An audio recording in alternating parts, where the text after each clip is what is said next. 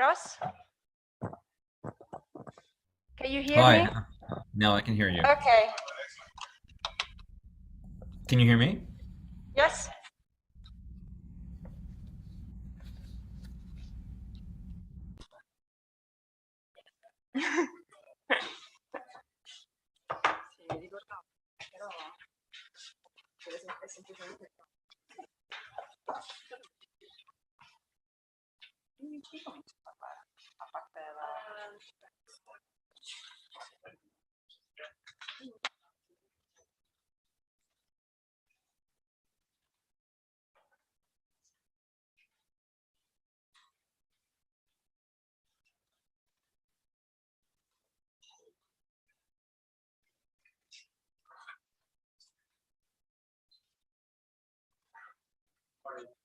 Sorry, I got lost. I'm sorry. Welcome. See you. Hi.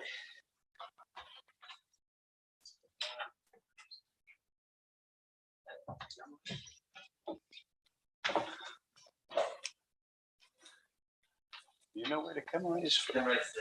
Okay, sorry. Sorry, Ross. Sorry, everybody. I was at the wrong building. Just a second. Morning. Yeah, okay. Oh. But we also have plenty of...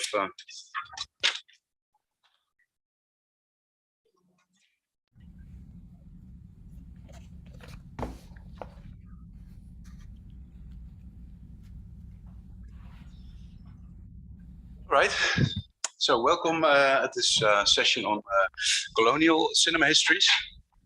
I think it's great that at HoMER the scope is gradually widening beyond the Western world. Well, the previous conference was at in the Caribbean, of course. So, and colonial history, of course, is I think part of this this wider perspective, broadening to a more global perspective. So I think we have four very interesting papers. I'm really looking forward to hear them. First, I'd like to announce Ross Melnick. He's a professor of film and media studies at the University of California, Santa Barbara. Yeah, he will present a paper on Hollywood film distribution in sub-Saharan Africa in the post-war era. So please, Ross. Oh yes, just I would suggest that we keep papers to like 15 minutes and have questions, all the questions at the end, and we can have a sort of a joint discussion. So please, Ross, the floor is yours.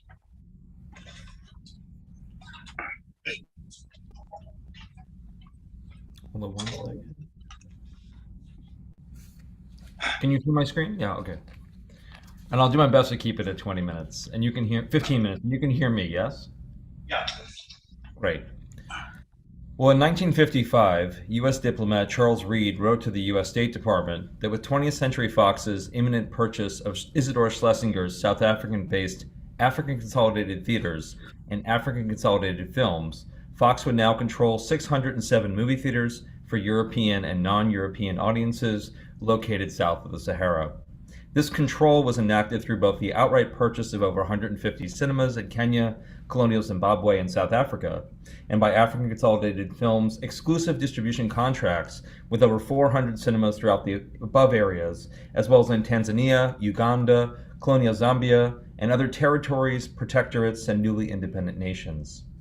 Between 1930, after the merger of Schlesinger's African Theaters Limited and Kinemas Limited, which formed the colossal ACT and ACF companies, in 1969, when 20th Century Fox divested its ownership of ACT and ACF, theatrical distribution of Hollywood films throughout sub-Saharan Africa was often dominated by ACF and its many tentacles. While my new book, Hollywood's Embassies, How Movie Theaters Projected American Power Around the World, examines the control ACT enacted across sub-Saharan Africa during this period through theatrical exhibition, my talk today focuses on ACF's control over theatrical distribution on the African continent. This focus on theatrical film distribution in sub-Saharan Africa seeks to complicate historiographical notions of laissez-faire business practices and relations between Hollywood and African exhibitors, as well as Hollywood's relationships to a wide range of colonial and independent governments, seeking to understand how Hollywood viewed this market first as a place for sales agreements and exhibitor contracts, and then through 20th Century Fox's ownership as a prime location for feature film distribution and Cold War era development. In order to understand how Anglophone film distribution became so centralized across sub-Saharan Africa, we must turn first to South Africa, where MGM and Fox fought and lost a trade war for more than 30 years against Isidor Schlesinger, an American emigre who held an unbreakable monopoly on film distribution and exhibition in South Africa from the 1910s to the 1950s. In 1913, through his influence on banking, Schlesinger entered the booming entertainment business, forming the African Theatres Trust, which became known as the Octopus, as the company gobbled up vaudeville and movie theaters across the Union. Overnight, Schlesinger became the dominant figure in South African vaudeville and film distribution and exhibition. In addition to his new film distribution arm, African Films Limited, he also acquired the country's largest newsreel, the African Mirror, which provided Schlesinger with power over the nation's moving image news and South Africa's ability to craft narratives and policy positions on race, culture, history, and politics for internal and external consumption, as it shared footage with Pathé Gazette in London. Schlesinger also boosted his film production operations by forming African Film Productions and built a sprawling 26-acre Killarney film studio. AFP produced 15 films in 1916, including the landmark production of Devore Truckers, directed by Harold Shaw. Schlesinger would later add radio stations, newspapers, and circuses to his dominating portfolio. Schlesinger's African Theatres Limited chain, which already totaled 163 cinemas, extended from South Africa to Kenya. His distribution operations were even more impressive. Yet despite all of his power, his company needed more product as it grew, and by the 1920s, much of the South African audience wanted Hollywood, not local or even British films. Schlesinger would concentrate his power then, not by making and distributing his own films, but controlling Hollywood film distribution in South Africa and throughout the region. In 1931, desiring control over its own releases and revenue generation from the still tightly controlled market, Loews International purchased a Johannesburg site for a new first-run MGM theater that was slated to become the first of a chain throughout the Union. The move spooked Schlesinger, and he merged his African theaters holdings with his rival Kinema's, creating an enormous exhibition company, African Consolidated Theaters, or ACT, and an equally powerful distribution company, African Consolidated Films, or ACF.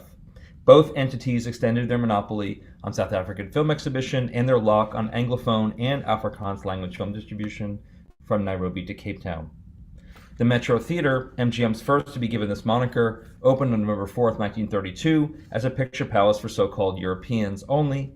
MGM would later open other whites-only Metro theaters in Durban and Cape Town, but it was still forced to rely on ACT cinemas for the next 3 decades in order for its films to be screened throughout South Africa, Rhodesia, and Kenya.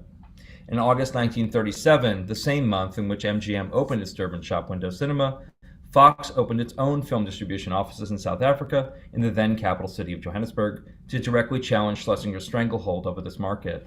In March 1938, Fox consecrated this distribution pact for all of the company's films to be exhibited in cinemas owned and operated by a new chain, the Independent Picture Palaces Limited. Fox also boosted the company's foreign revenues by securing its own distribution networks in Kenya, Mozambique, Tanzania, and the Rhodesias. Fox also invested its own money into a so-called shop window cinema in Johannesburg, the 20th Century Theatre. Fox then announced that it would begin sponsoring the construction of other cinemas by granting 15-year distribution agreements for each new cinema built by independent exhibitors in the affiliated circuit. By October, United Artists had joined forces with 20th Century Fox to distribute their films in South Africa. With its move into distribution, shop window cinema operation, and the affiliation of a growing exhibition circuit, it would be 20th Century Fox rather than MGM that turned out to be Schlesinger's chief competitor.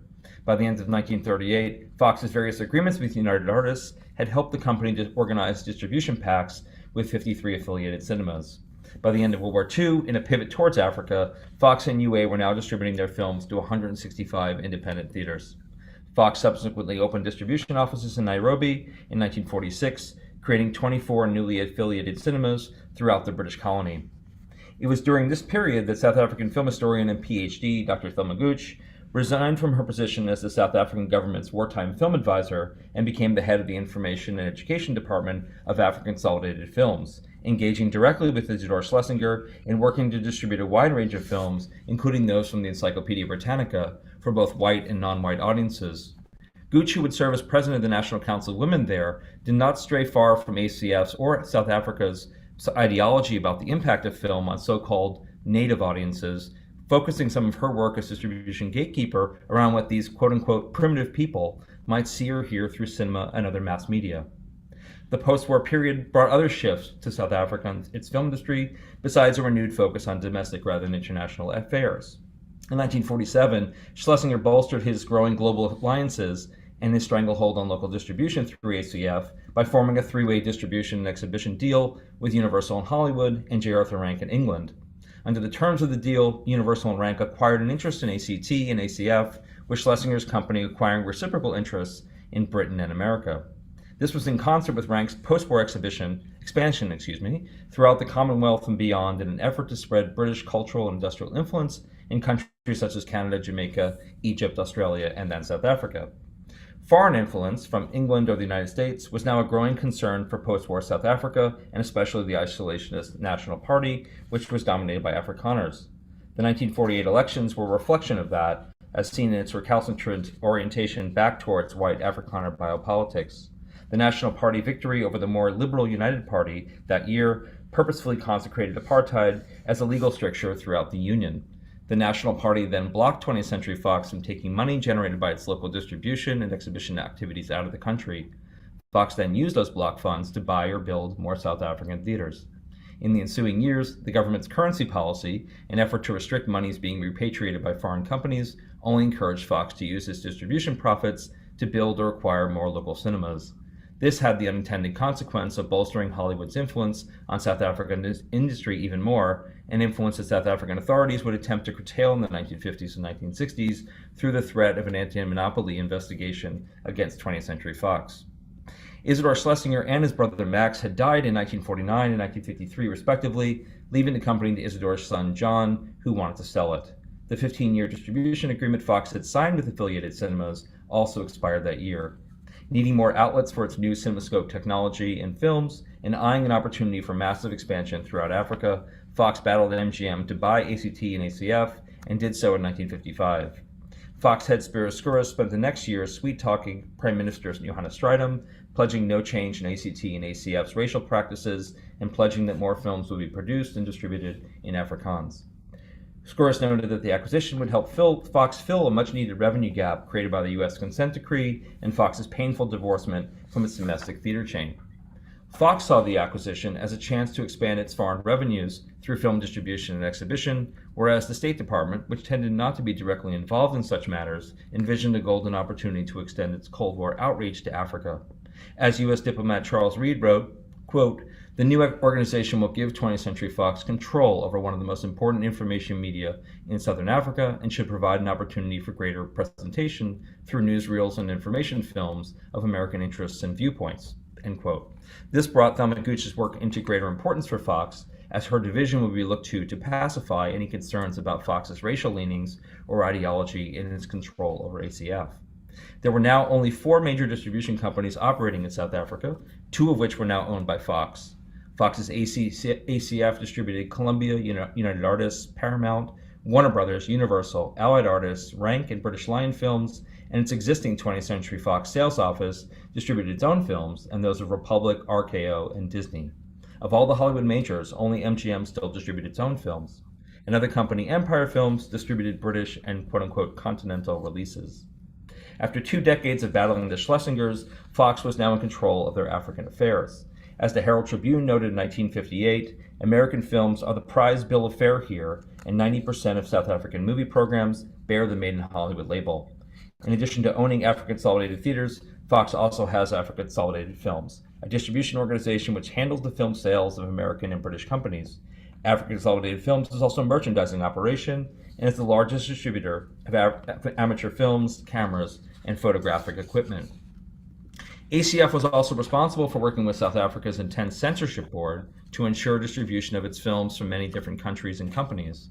Films featuring mixed-race relationships and other objectionable material were often banned in South African cinemas, whereas others, with a great deal of effort, could enter the distribution pipeline after excessive cuts.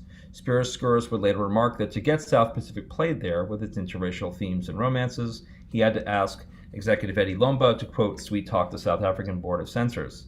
Skouras remarked that the company's Johannesburg staff had become, quote, expert at cutting whole sequences out of films with colored people in them, almost so you wouldn't know the difference. In editing South Pacific down a half hour, he added, filmgoers were shown that the lieutenant merely had an idea about a love affair with the island girl. ACF also worked to distribute its films to the north, where South Pacific played to more integrated audiences at Kibwe in colonial Zambia, then northern Rhodesia.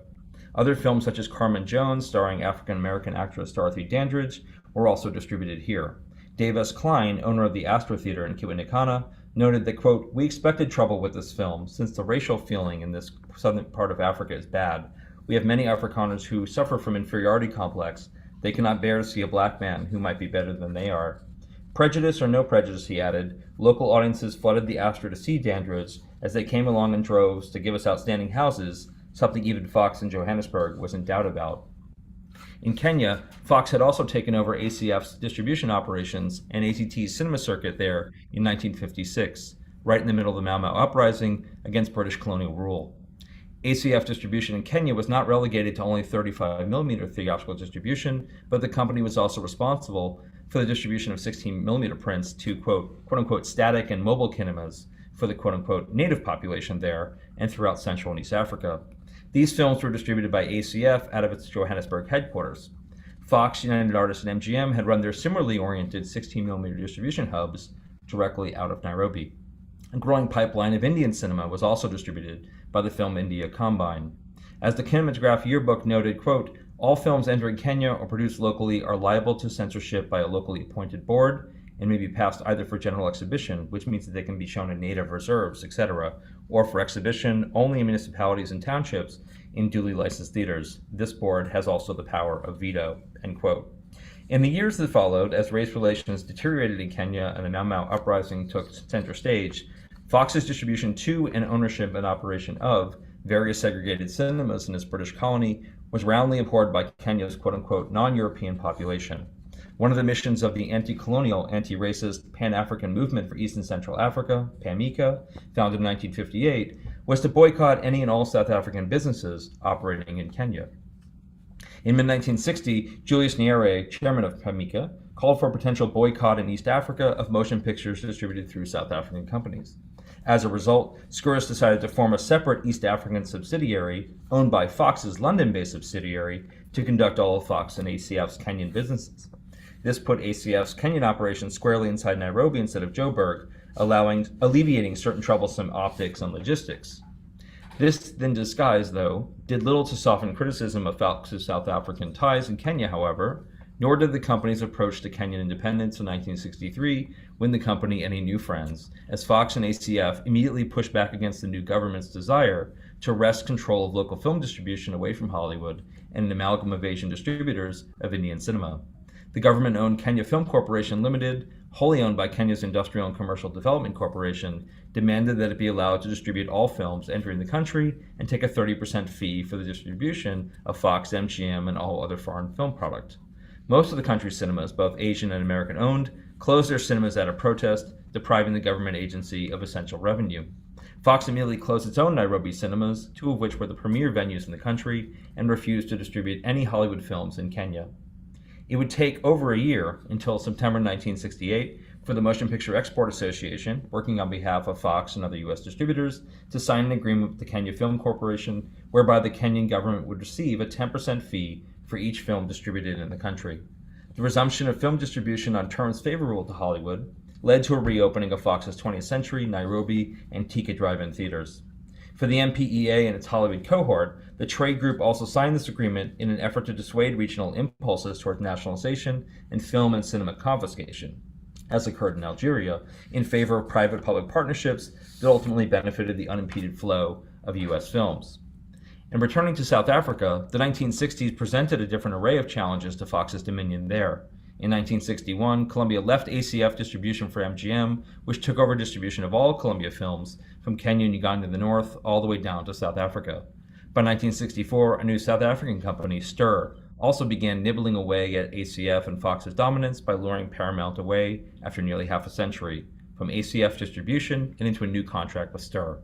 ACF tried to replace some of its missing pipeline with new distribution deals with smaller producers such as CBS Films and National General. By the end of the 1960s, 20th Century Fox, like other aging film companies, was mired in debt. Skouras had long been deposed in part because of the Cleopatra debacle, so was Daryl Zanuck, who had to reorganize the company. The sale of 20th Century Fox's South African assets in 1969, including both ACT and ACF, Colonies Studios, and the African Mirror newsreel, back to the Schlesinger organization and its Sanlam subsidiary, were all instrumental in financing Fox's solvency for the 1970s in time for the Planet of the Apes sequels and Star Wars. Fox garnered one very important concession in its sale, a 30-year agreement to distribute its films across South Africa through the Schlesinger organization's newly renamed Kinneker distribution arm and theater chain. With that agreement, Fox could reap the financial rewards of distribution to this important market without bearing any of the global costs and controversies of its politics. And by 1971, Kinneker was distributing United Artists, Warner Brothers, and 20th Century Fox films, while Stir had now taken up Paramount, Columbia, Avco, and others. Thus, it was MGM, Paramount, and Universal, not 20th Century Fox, who remained key players in South African distribution after 1969 through the formation of their own joint global distribution company, Cinema International Corporation. CIC directly challenged Stir and Kinneker's control of the market and struck out on their own through CIC distribution and a chain of CIC apartheid cinemas throughout the country in the 1970s and well into the 1980s. One final footnote, and one that I do not have time to address here, is the work of Hollywood beyond South and East Africa. In addition to well-organized distribution operations in Egypt and premier company-owned cinemas in Cairo and Alexandria, Fox also attempted to acquire theater chains and distribution companies in countries such as Nigeria and Ethiopia. In Western North Africa, Fox attempted to buy Pilascan's cinema chains and distribution operations, and the MPEA worked as well to buy out Western North Africa's two most dominant distribution and exhibition companies, Comasiko and SECMA. Terms were announced and a deal was struck, but the acquisition fell apart for reasons never quite clarified in the trades. Then the impetus for all this new research on Hollywood distribution on the African continent is an opportunity to focus on yet another angle of Hollywood's mid-century appetite for the African market as a filming location, as a revenue source, as a complex partner with the U.S. State Department, and as discussed here, as a site of so much film distribution and revenue generation. These markets were brimming with apartheid-era promise and complexity, and largely, we still don't know as much as we should about how all of this worked. Finally, my dream of research in Thelma Gooch's papers is now on hold after the disastrous fire at the University of Cape Town Library, and it's a reminder that the traces, the archives, the people who worked at ACF and other companies during this period are vanishing. Like all of us, I have high hopes for future research. It may still answer the question that animates much of my contemporary work: how was the global infrastructure of Hollywood truly created, and what were the costs? Thank you very much.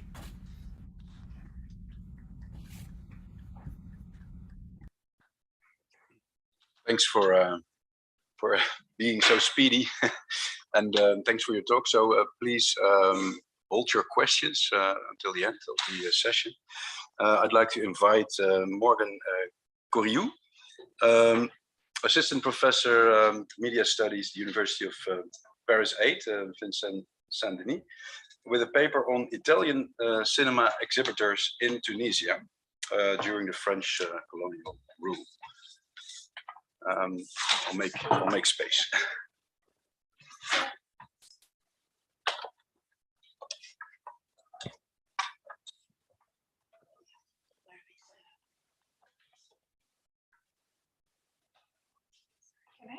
Yes.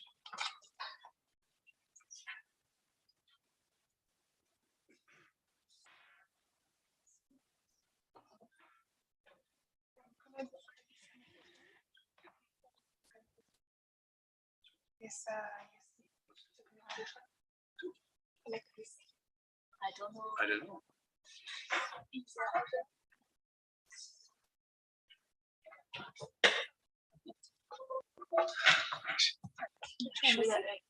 It's HoMER.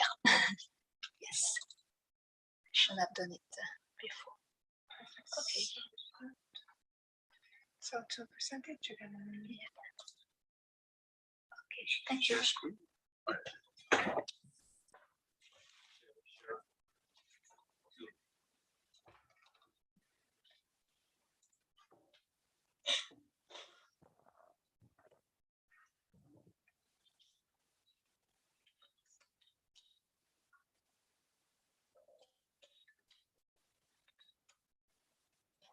Okay, I thought we had 20 minutes, so my paper is a bit longer, but I tried to cut some parts and do it quickly.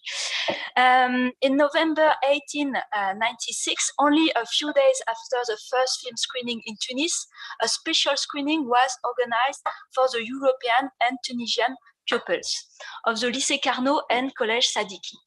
Views from the visit of the Russian imperial family to Paris were shown to the young audience.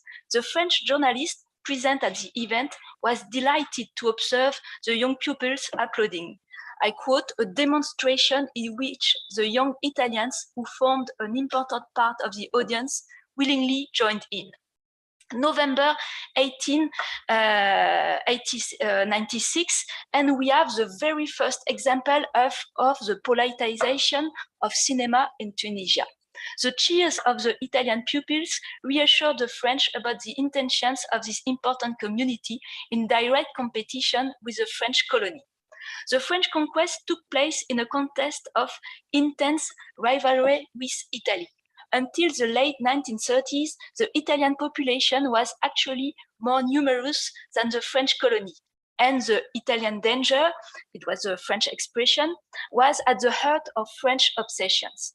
The Italian danger was for a long time even considered more threatening than the Tunisian national movement.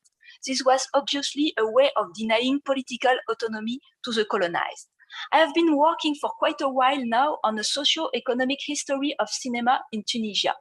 And also Italians are everywhere, whether I talk about film censorship, fights between spectators, or the Aryanization of cinemas. I never dedicated a paper to the place of Italians in the Tunisian film industry. Speaking at a conference in Rome, I thought it was high time to look more specifically at the role of Italians over the long term. I'm especially interested in the notion of commercial and cultural intermediaries, a role commonly associated with minorities such as Italians, Jews, and Lebanese in a colonial context. The métis de la colonisation, the half-breed of colonization, according to the famous expression of the Jewish Tunisian writer Albert Memmi in The Colonizer and the Colonized. The case of Italian exhibitors in Tunisia allows me to introduce a little more complexity into a notion often used unreflectively. This work is part of a research project, Community Building at the Cinema, conducted with Caroline Damien and Mélisande Levantopoulos. We try to trace the communal dynamics inside the cinema and to locate them on a broader scale, that of the neighborhood, of the city, of the country, and more specifically on a transnational scale. In colonial Tunisia, cinema was very much an Italian business, and it was largely through the prism of the Italian question that colonial authorities began to take an interest in the film industry. Not surprisingly, cinema in Tunisia began in fairs and on musical stages. Even before colonization, there was already a tradition of imported shows for European audiences, but not only. So theater managers naturally turned to French and Italian cinematic exhibitors. Cinema fitted into these early theatrical networks and perpetuated this distinctive entertainment economy. Of course, a parallel must be drawn with the European, American, or Australian itinerant troops studied by Stephen Hughes and Nadito Figian, traveling through Southeast Asia, building transnational circuits into which the cinematograph was easily integrated.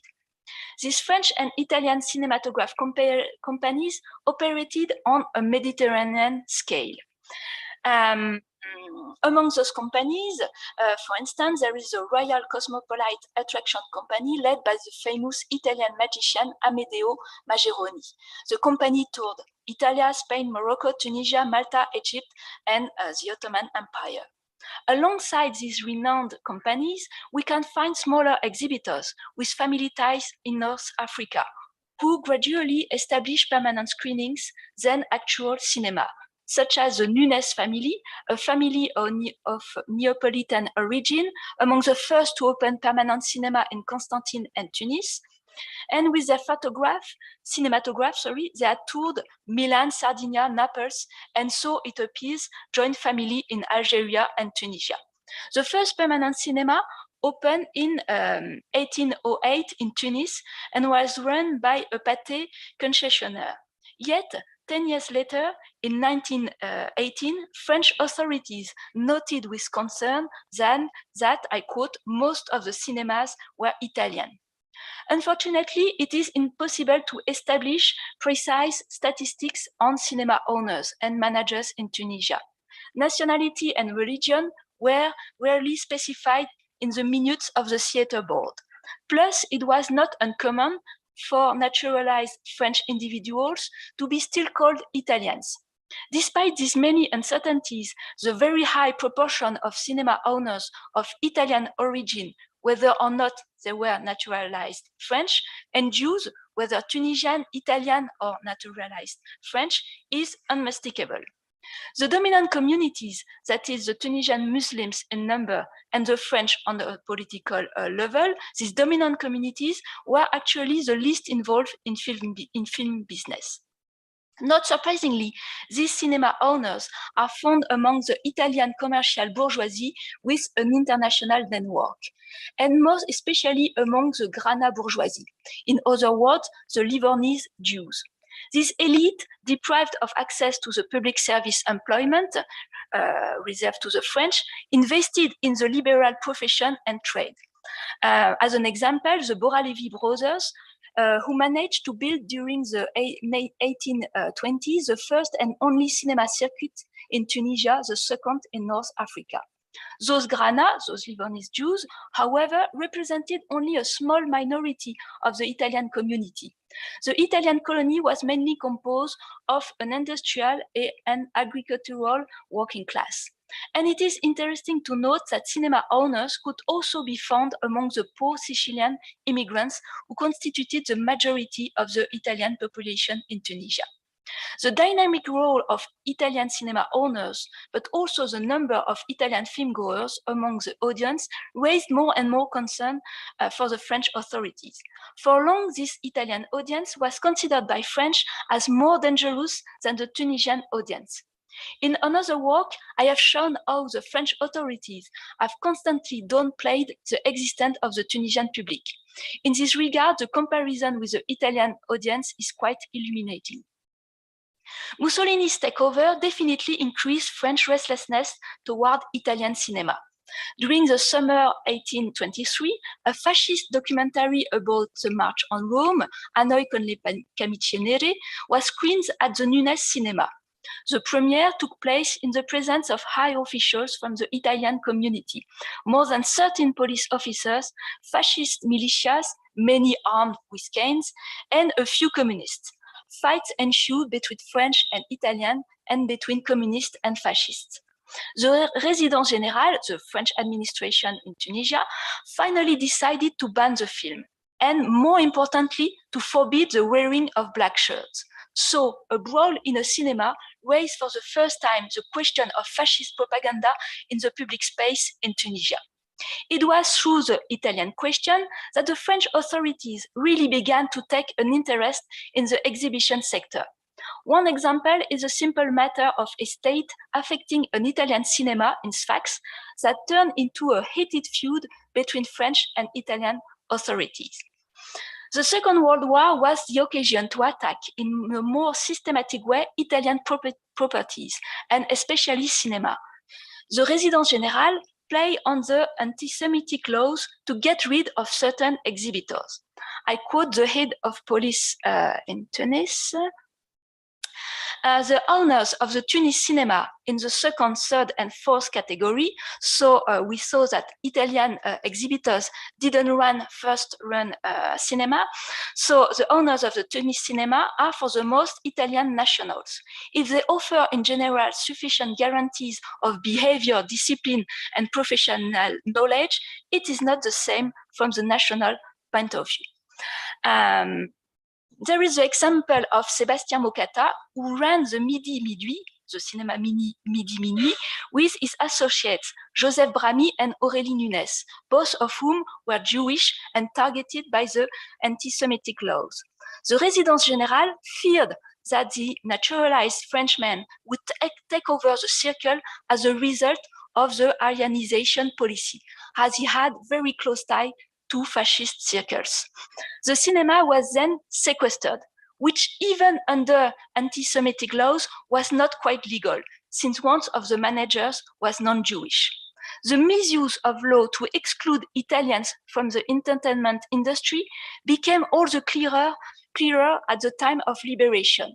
French authorities was much quicker to purge Italian companies suspected of collusion with fascism than the French companies that collaborated with the Nazis. This Italian obsession contrasts with the limited presence of Italian films on the screens. During the heyday of early Italian cinema, Italian films were especially popular in Tunisia. One of the issues I am currently considering, but it is still a work in progress, is the question of the direct economic relations with Italy. When it comes to the political economy of distribution, this is a fundamental question, especially in the French Empire, where after World War II, colonial authorities would do everything they could to prevent direct exchanges between colonized countries and foreign countries, and to make all films transit through Paris, even Egyptian films. From the French and Italian trade press, it appears that in this early period, films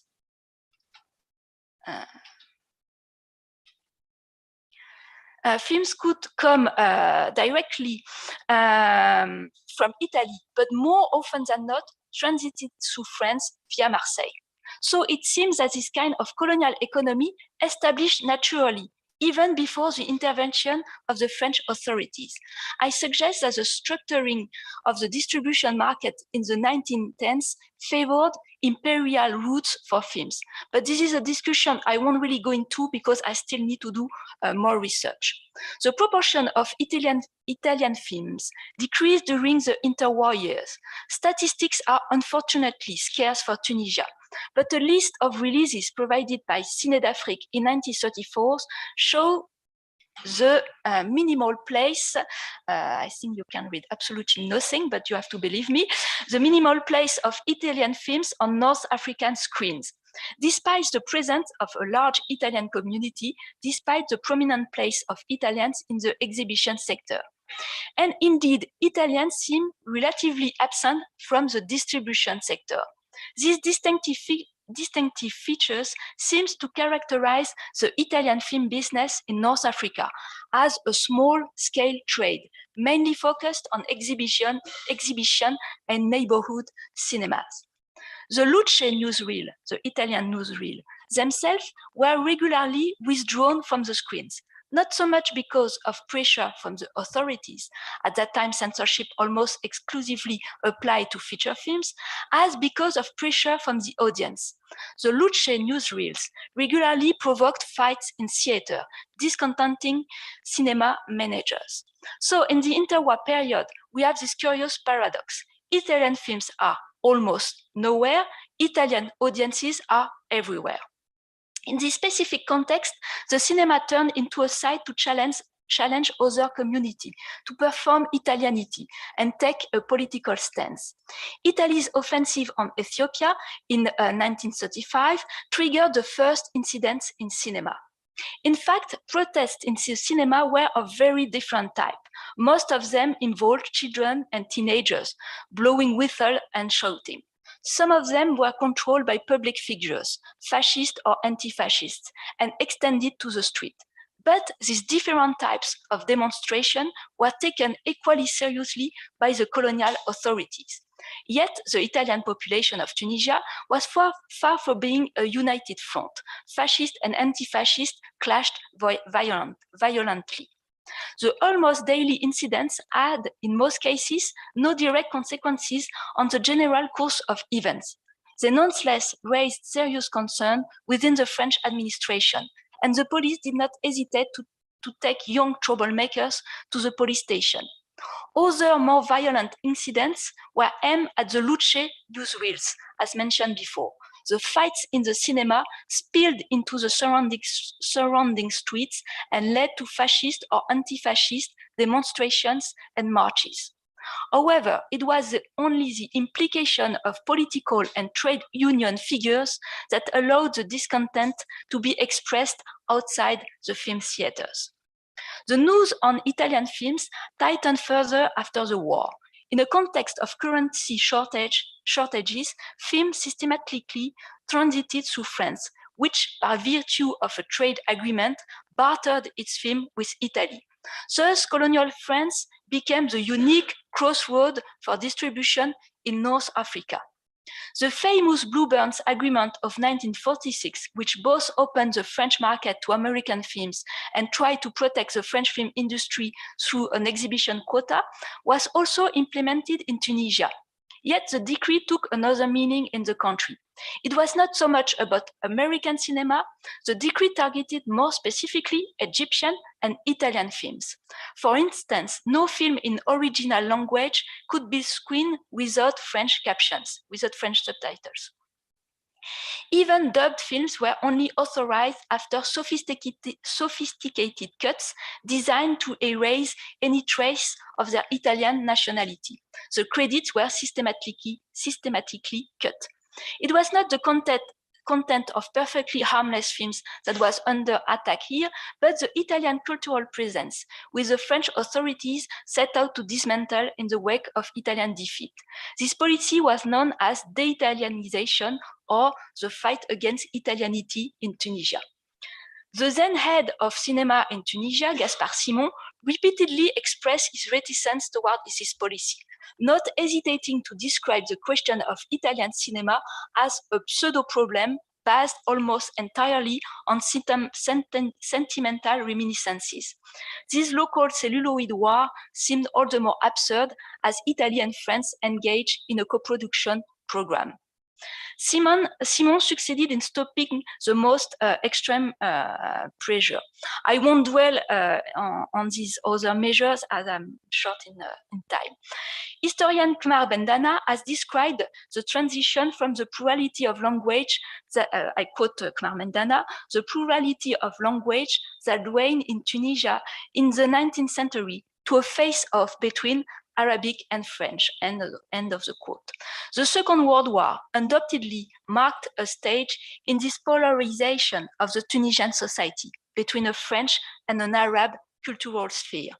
Fabrice Montebello has shown how a specific Italian film culture in French language developed among first and second generation Italian immigrants in Lorraine, some of whom only spoke dialect, as many did in Tunisia, while others spoke only French. There was not such film culture in Tunisia. In her memoirs, Claudia Cardinale, born and raised in Tunisia, recalls her late discovery of Italian cinema. I quote, "For almost all immigrants, Italian cinema had become a new homeland. But this was not the case in Tunis, where we had no desire to claim our roots." End of the quote. How much time do I have? Okay, so I cut a little. I have emphasized on several occasions how Italian in Tunisia crossed the boundaries between colonial and colonized, personifying in many ways the phenomenon of métis de la colonisation, half-breed of colonization, described by Mimi. More than the French, Italia maintained in their daily life a proximity with the Tunisian. The Medina, the Arab district in the city, sheltered an Italian population. This proximity was also illustrated by the marital links between the two communities.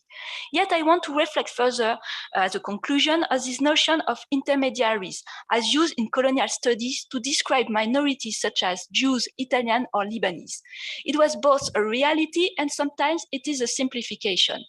In the context of a deeply hierarchical society, several cinema businesses transcended community boundaries.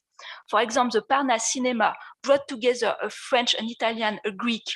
Salvatore Campanella, an Italian from Sicily, ran the Apollo with two Jews from Livorno, the Dello Strologo brothers. And he put an end to all his fascist activities the moment he formed a partnership with the two Jewish brothers. However, this notion of intermediaries, of half-breeds of colonization encompasses and finally tends to obfuscate very diverse situations.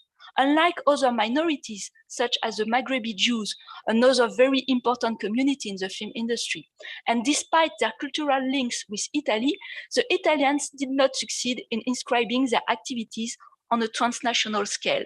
Despite their early involvement in film exhibition, they failed to set up a distribution network. I wanted to conclude with the popularity of Italian films among Tunisians, but I will stop here.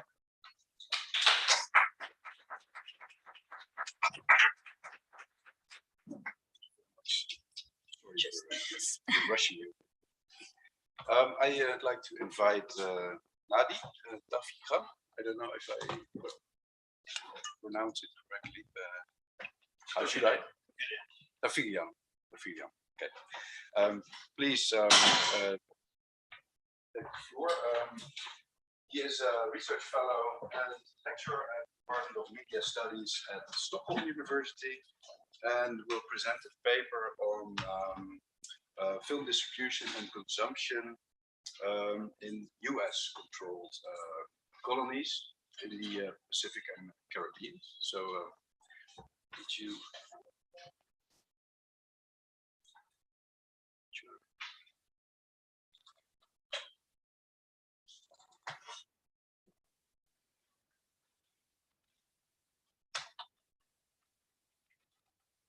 Yes. Okay. Thank you.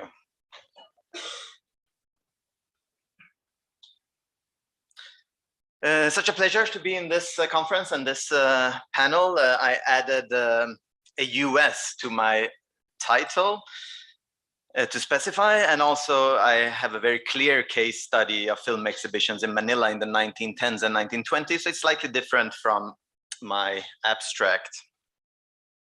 So this presentation is part of a larger project where I examine how US government institutions and private film companies employed cinema as a colonial tool, a commercial enterprise during the first decades of annexing its 4 occupied territories, the Philippines, Puerto Rico, Guam, and Hawaii, with a focus on the Philippines.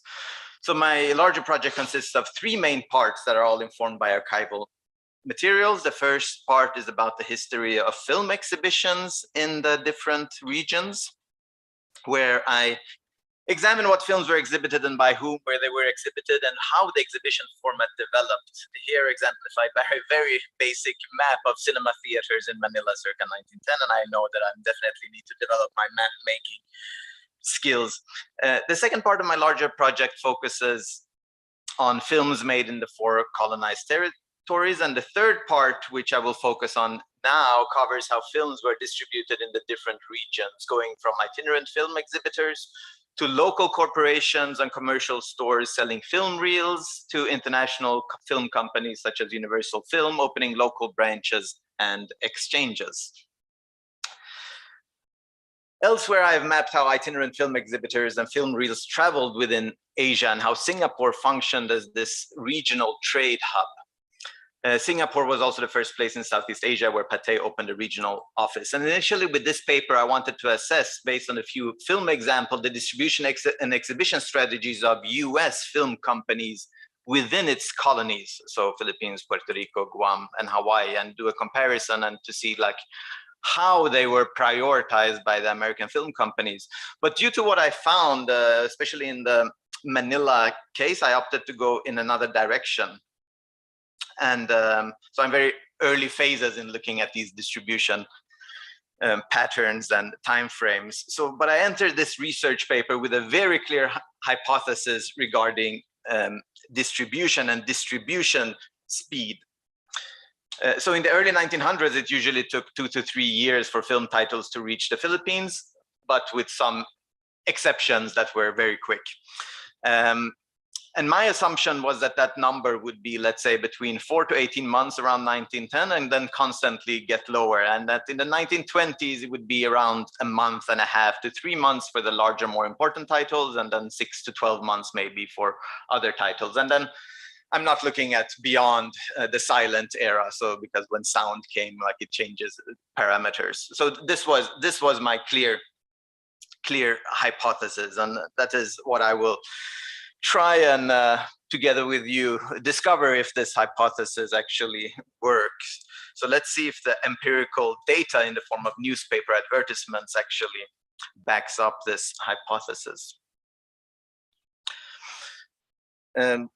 Just as a time benchmark, let's look at early 1900s. So in Manila, the assassination of President McKinley by Edison, made in 1901, see left image, was exhibited 15 months after the actual assassination, whereas a film advertised as Death of Pope Leo XIII was exhibited only 3 months after the fact. So these varying temporal gaps may be related to the development of the film distribution system in those 2 years, but maybe more likely connected to the themes of the newsreels. It was perhaps unwise to show films about the assassination of a president in a nation colonized by the US, whereas films about the Pope would attract wide audiences in a Catholic country like the Philippines. But I also think it's an illustration that European films reached Manila much quicker than American ones during these years. So jumping to 1910, and again, let's look at the European example. Max Linder's Pathé film Love Unconquerable premiered the same year in Manila as it did in Europe and the US. This I initially thought was because it was a Pathé film. As a comparison, Dante's Inferno took more than twice the amount of time, 15 months to arrive in Manila. Looking at American films, I found that the American biographs Her Mother Interferes took 10 months to arrive. Frank Coffin's Hydro Airplane Flies from 1912 by Vitagraph, which came mere 5 months after its US premiere. And his Double Life by Thomas H. Ince came less than 3 months after its premiere. So the distribution of films, sorry, this is 19, my bad. Sorry, I jumped a slide. In April and May 1910, the Cinema Zuria exhibited Vitagraph's biblical stories Saul and David, the 2 Shakespearean adaptations Antony and Cleopatra, and Richard III, and Edison's historical drama Colonial Virginia. These 4 films were exhibited 14, 17, 19, and 17 months after they premiered in the US. These examples that I just mentioned that took 5, 10, 5 again, and 3 months after its premiere shows that just within 2 years, the distribution of films had become much faster. And also the Tannhauser film, His Father's Son, actually came within a month and a half after its US premiere. As yet another illustration, the Olympic Games in Stockholm, my hometown, was exhibited in Manila within 2 months of the opening of the Olympics. So attraction of sports is very noteworthy, and especially comparing with this latter image about the inauguration of a new US president, I would have imagined that that would be something that traveled very fast to the US colonies, something that would signal the majesty of the colonial power. It, however, took more than 4 months for the inauguration film of President Wilson to reach the Philippines. And even then, it wasn't an American production, it was a Pathé production rather than US production that reached Manila. One reason for this possible delay at least compared to the Olympics and also the Tannhauser film, could be that the incumbent President Taft, who lost the election, had previously been Governor General of the Philippines and had quite a big popularity there. Just a side note and a short detour, I noticed in the HoMER program that we have a panel on Quo Vadis tomorrow afternoon. So in September 1913, Quo Vadis was exhibited at Ideal Cinema in Manila the same year as its premiere in Europe and the US. And the phrase, "the greatest film ever produced," was used in the marketing campaign. Back to my main track. So the second half of 1912 was indeed an exciting period for cinema in the Philippines, as well as Puerto Rico, actually. It was a period when local and American filmmakers, such as Albert Yearsley, Mr. Standish, Edward Maya Gross, and Tita Molina, started making films in the Philippines. They made films on the life of national hero Jose Rizal, two different films actually by two different filmmakers. He was killed by the Spanish colonial regime in 1896. The film adaptation of the banned anti-colonial play Walang Sugat, and a film about the three marchers Gomez, Burgos, Zamora, also killed by the Spanish colonial regime.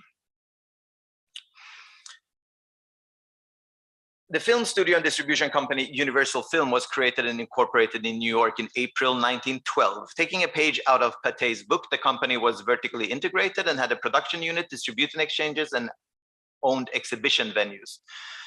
The company opened up many branches around the world, and it was one of the few film companies that focused on the Asian market. In 1913, Universal Film opened an exchange branch in Manila.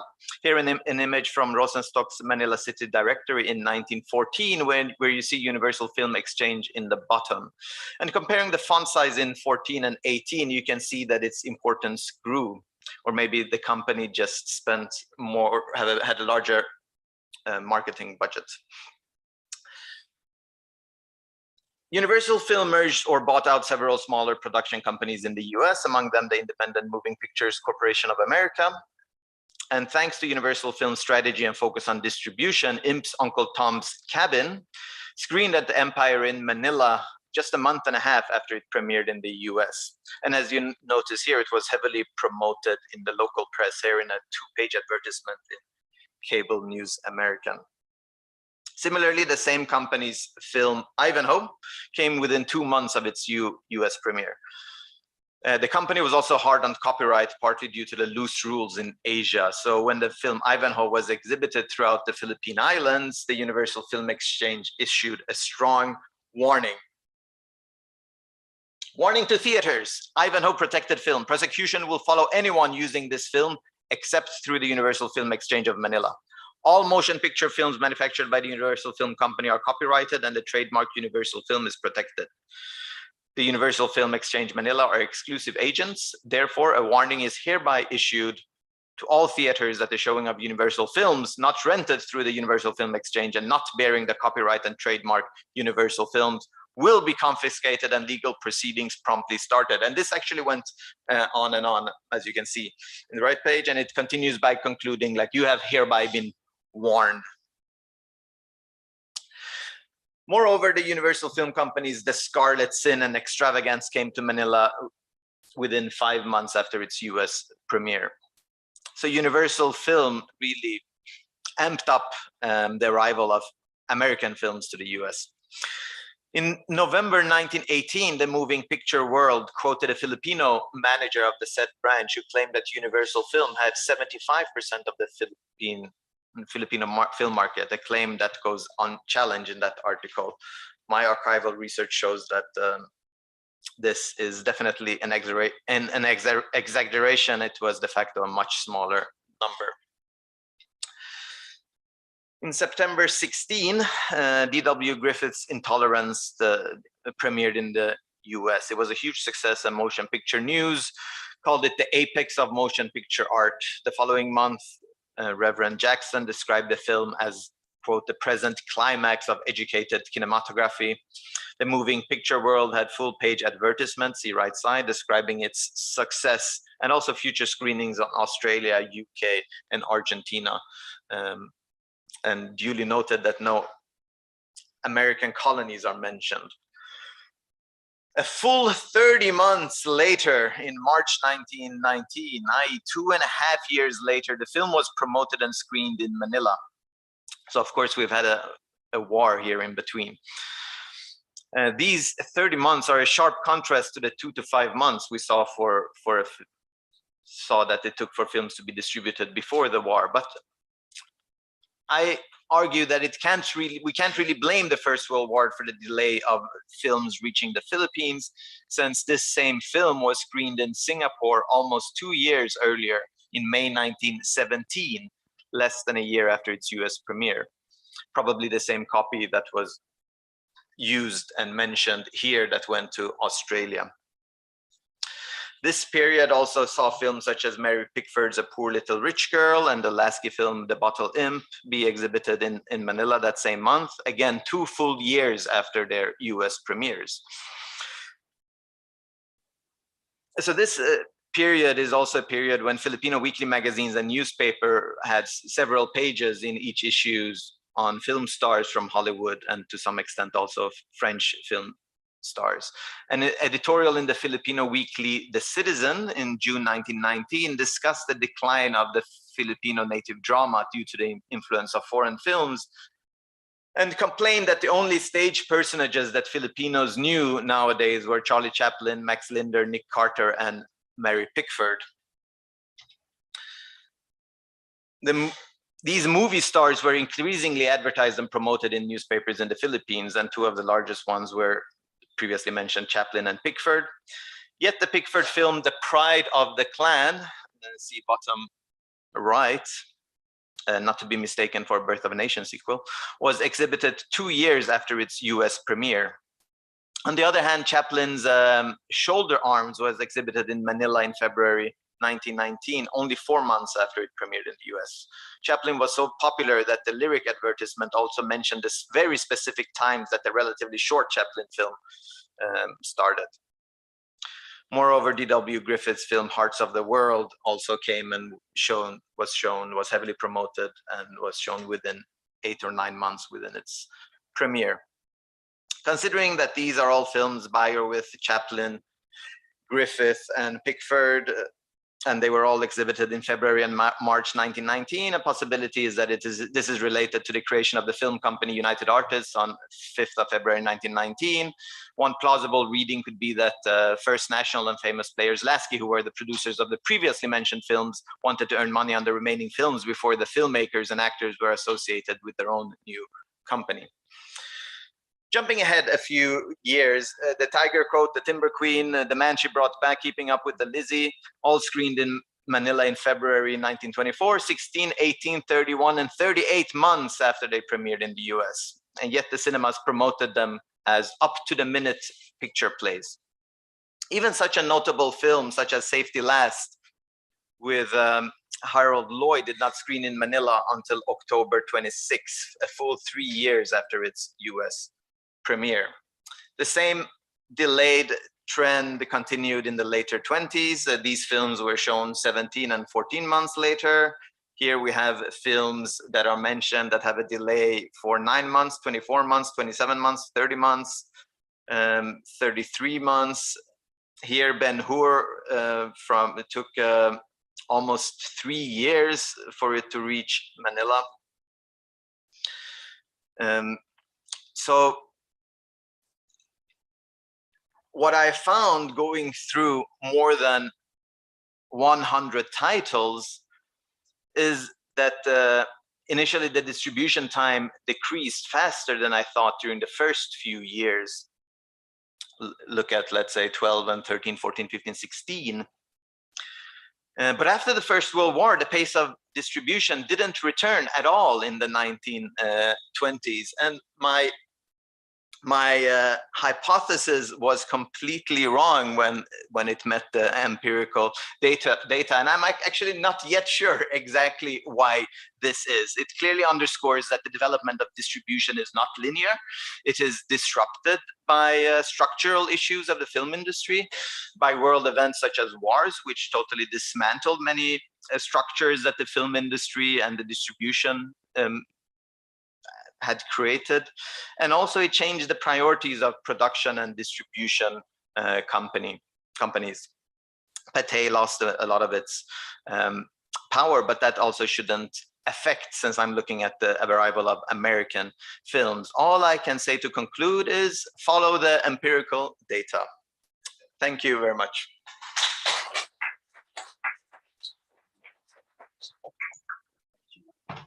So our final speaker is James Burks, teaches African history at Clemson University, South Carolina, and he presents a paper on a comparison of diasporic South Asian film audiences in British Empire, in particular in South Africa and Trinidad.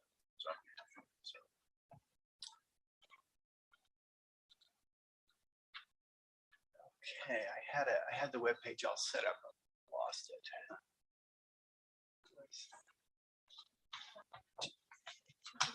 Oh, it's right there. Thank you. Ah, excellent. Okay, thanks very much. So this is a new project I'm embarking on. I'm going to start with a brief introduction of the project. Then I'm going to read my paper. I will run out of time. I will ask you to give me questions during the post period because I would like feedback on the project. This is an overview of a digital history project I'm working on with faculty and staff at Clemson University Center for Geospatial Technology. It will use data accumulated through a public web page to write a monograph on cinema going in the South Asian diaspora. It is inspired by and hopefully complements Ross Melnick's Cinema Treasures website. Ross's new book is about the large movie houses that Hollywood constructed abroad. Mine will be about the tiny theaters that grew up in the shadow of these picture palaces where most people in the global South attended the movies. This is my third book project about the history of cinema in Britain's empire. I come at these projects as a historian of British imperialism rather than as a cinema scholar. My interest is in the media flows the empire encouraged and limited, and the role media played in inspiring the colonized to reimagine ethnic and political identities. The scholarship of the new cinema history has helped me make sense of these media flows, and therefore it informs this project. Okay, so this is an ArcGIS project that I'll start by showing you where my study locations are. So I am studying the cinema history of 5 different countries: Mauritius here in the Indian Ocean, and Durban in the British colony of Natal, Guyana in the Caribbean. Well, close up you could see both Guyana and Trinidad here, 2 closely related British colonies in the Pacific. In the Caribbean, and then Fiji here in the South Pacific. Okay. Between 1837 and 1917, the authorities in British India assisted in the transportation of thousands of indentured laborers across the empire. Many stayed after their terms of indenture ended and built new communities. By the advent of the cinema age, there were 5 territories in Britain's empire: Trinidad, Guyana, Mauritius, Fiji, and Natal, where people of South Asian descent made up a plurality or majority of the population. Scholars from diverse disciplines have recognized that cinema played an important role in connecting these communities to an imagined Indian past and encouraging the emergence of a homogeneous South Asian identity. In focusing in particular on the circulation of films from South Asia in these 5 countries, this project documents an underappreciated cinema history in which Hollywood's influence was overshadowed by films coming from Asia. While cinema scholars have long wrestled with the challenge of evaluating Hollywood's influence on audiences, particularly in the global South, scholars studying these 5 nations have consistently recognized Indian cinema as playing an instrumental role in invigorating social, religious, and cultural traditions, which became markers of ethnic identity. Though the circulation of Indian films is much diminished in these nations since the 1980s, their enduring influence is reflected in the profound nostalgia these films and venues continue to generate on social media. And one of the things I'm going to talk about at the end is the degree to which there's enormous interest in this cinema history on social media. And part of the project is going to try to tap into the kind of oral traditions that social media can offer us about this cinema history. Okay, so I'm going to tell you about one of the 5 nations today in my 3 minutes I have left, Durban, South Africa. But again, this is one of 5 areas of study for the project, okay? I'll start with an overview of Durban. Between 1860 and 1905, more than 150,000 Indians emigrated to the port of Durban in British Natal. By the way, I'm a historian of Southern Africa. During the course of this talk, I will be using terms I won't eat up my time saying in quotes. In Southern Africa, Indian, colored, Black are all self-identified terms. If you read the paper, you'd see they were in quotes or italics. Most of these immigrants were from northeastern India. They were from a diverse array of parts of India, came from quite diverse backgrounds. By the end of the Second World War, the demographics of the city of Durban were almost evenly split between self-identified Black, white, and Indian populations. The center of the cultural and social life for South African Indians was the Grey Street Complex, or Casbah, a block of streets in the heart of the port's downtown. In the heavily segregated city, Grey Street was an island of South Asian settlement surrounded by a larger white central business district. Outside of the Grey Street neighborhood, the majority of the South Asian population lived in nearby townships such as Maryville or Chatsworth. Moving pictures arrived in Durban before the turn of the 20th century, and by 1913, the city had 8 permanent cinema venues. By 1918, the South African cinema industry was controlled by African Consolidated Theaters, which Ross has spoken about in his book and in his remarks today, which really controlled the distribution and film going for most people in South Africa right up to the end of and through the 1930s. During the 20s and 30s, the company built cinemas all across South Africa, many of which rivaled the grand picture palaces going up at the same time in Europe and North America. In the late 1930s, the American studio MGM built several cinemas in South Africa, including the Palatial Metro in Durban's central business district. But up until about 1938, all of the cinema construction that had gone on in South Africa and in Durban was really targeted towards that city, Durban's 50,000 white citizens. And Thelma Gooch, who Ross alluded to earlier, has argued in her book that there really was not much cinema going for people of color in Southern Africa, but before the Second World War. But what I find and what other scholars have found is that much of this cinema going was happening. It was just kind of flying under the radar. One of Durban's very first theaters, established in 1909, was Rawat's Bioscope, which catered largely to South Asian audiences. This was not a purpose-built cinema hall, but a storefront Nickelodeon similar to the small cinemas cropping up all over the world. Though Rawat's Bioscope was later renamed the Victorian Picture Palace, it had an enduring reputation as a Spartan venue with wooden benches. In 1930, a second cinema was opened for Indian audiences in Durban called the Orient in the Grey Street, this main Grey Street central business district. By 1940, Durban had 4 cinemas which catered specifically to Indian audiences. The last of these to open was called the Avalon. It was opened by 2 South Asian businessmen, A.B. Musa and A.J. Kaji, and the Avalon became the flagship of a chain of theaters that targeted non-European audiences. It would eventually grow to 18 cinemas across South Africa. The Avalon provided an elevated experience for audiences who had become accustomed to the Spartan conditions of Rawat's Bioscope. As one observer described the Avalon in the 1950s, quote, Indian-owned, seating 1,200 people with Indians and Africans segregated. This is a first-class theater, and the owners felt that the attitude of their public changed when they were offered a really good building. From being a cat-calling, ill-dressed, somewhat unruly crowd when they attended less elegant places, here they felt obliged to dress well and act in a more subdued manner. Initially, these cinemas that catered to an Indian audience showed old prints of the same film screened for white audiences. But in the 1930s, these cinema owners began importing films from India. The first Indian films came to Durban in 1933, and by 1938, the film journal Film India was regularly receiving correspondence from South African subscribers. But these correspondents made it clear that Indian films were off to a halting start in the country. A letter published in 1938 complained of the rotten and age-old films that audiences were getting from India. As one correspondent lamented, there are more Indians in South Africa who have never been to India and would love to know something really authentic about India. The Mayville Theater, which opened in 1938, is credited with being the first cinema to focus on showing films from India. The key figure in its history is Amulak Goshalia, a businessman from caught in northern India. He ran a music salon in Durban during the 20s and 30s, and with the advent of sound films, he began selling soundtrack recordings. Thus, his venture into the cinema business grew logically out of his record trade.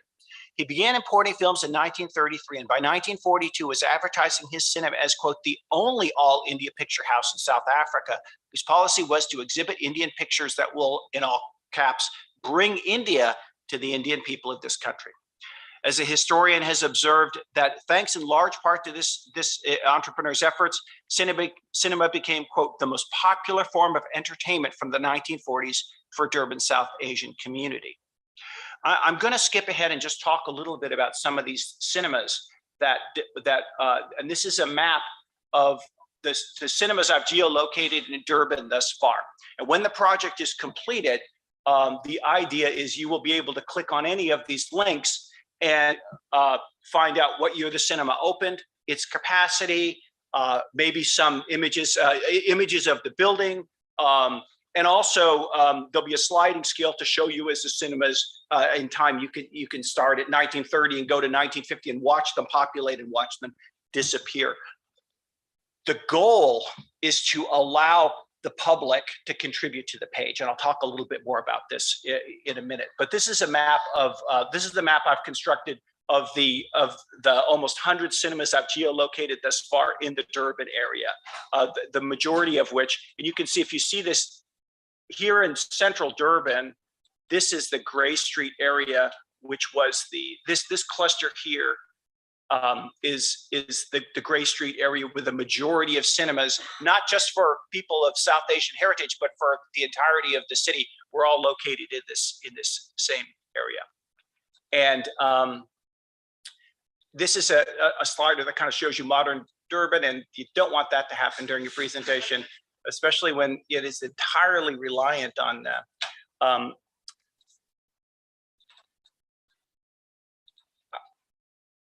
I'll tell you what I'm going to do. I'm just going to talk through the rest of it, and then in the Q&A, I'll go back and fix it, because I can imagine 5 minutes evaporating with me trying to get it back on.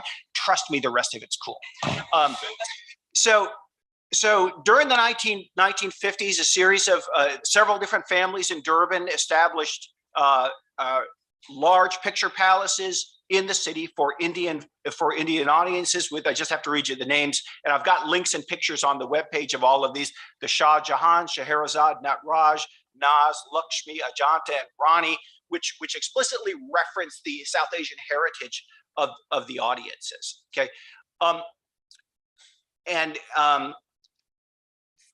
fast forwarding, by the 1970s. Going to movies for South Asian audiences in Durban was not only clearly the #1 form of public leisure, but it's also been credited by many different scholars as having encouraged people to reimagine what their South Asian ancestry meant in light of this film industry. And I've got innumerable quotes from historians and scholars about this that I'll fast forward. You're going to love these pictures when you finally get to see them, but I don't have access to them. Ironically, it was the unraveling of apartheid combined with the arrival of television in South Africa in 1974 that finally ended this cinema industry. When apartheid ended in 1990, it opened up Durban to immigration. There's enormous political violence in KwaZulu-Natal during the run-up to the 1994 campaign. These things together kind of sounded the death knell of the South Asian film going in Durban. Okay, so Durban is one of 5 sites that I'm looking at. The others are Mauritius, Fiji, Trinidad, and Guyana. As I said, I've come up with geolocation for about 600 cinemas between these 5 countries. The ratio of cinemas to the population in these countries just per capita is comparable to that of many Western countries at the same time. When you tease that out by the fact that in South Africa, very few Black South Africans were going to the movies. If you just tease that out by per capita, the number of movie theater seats compared to the number of people who could actually go to the movies, it becomes comparable to that of the United States. It's a remarkable saturation of cinema going, not just in Durban, in Trinidad, in all of these countries that are under review. So what you will see, to me, the most impressive, although the not most aesthetically interesting thing on what I'm going to show you when I can, is the intense social media interest in this story. And if I'll show you these posts from Guyana history sites of people who have lived in Guyana or lived in Trinidad and have emigrated elsewhere.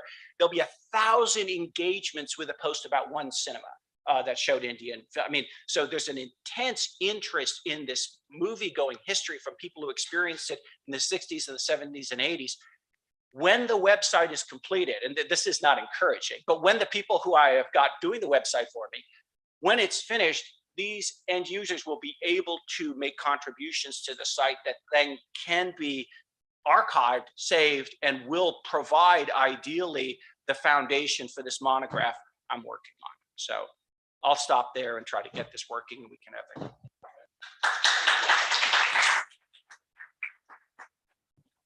Do you mind if I just try to get this working, just because it is kind of cool.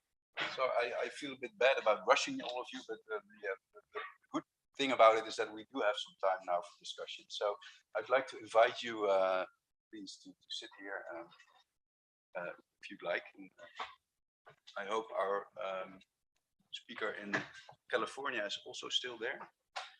Maybe you can. Gosh, I hope I haven't lost Ross. Stop the sharing. We can. I'm here. There's Ross. Hey, Ross. Great. So please, questions.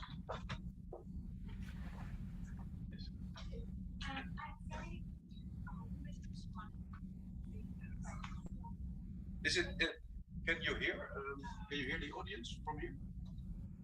Or maybe you should step up. I don't know how.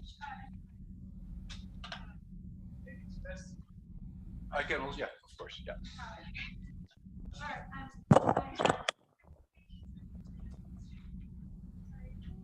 James, if you're pointing, it's James. Okay.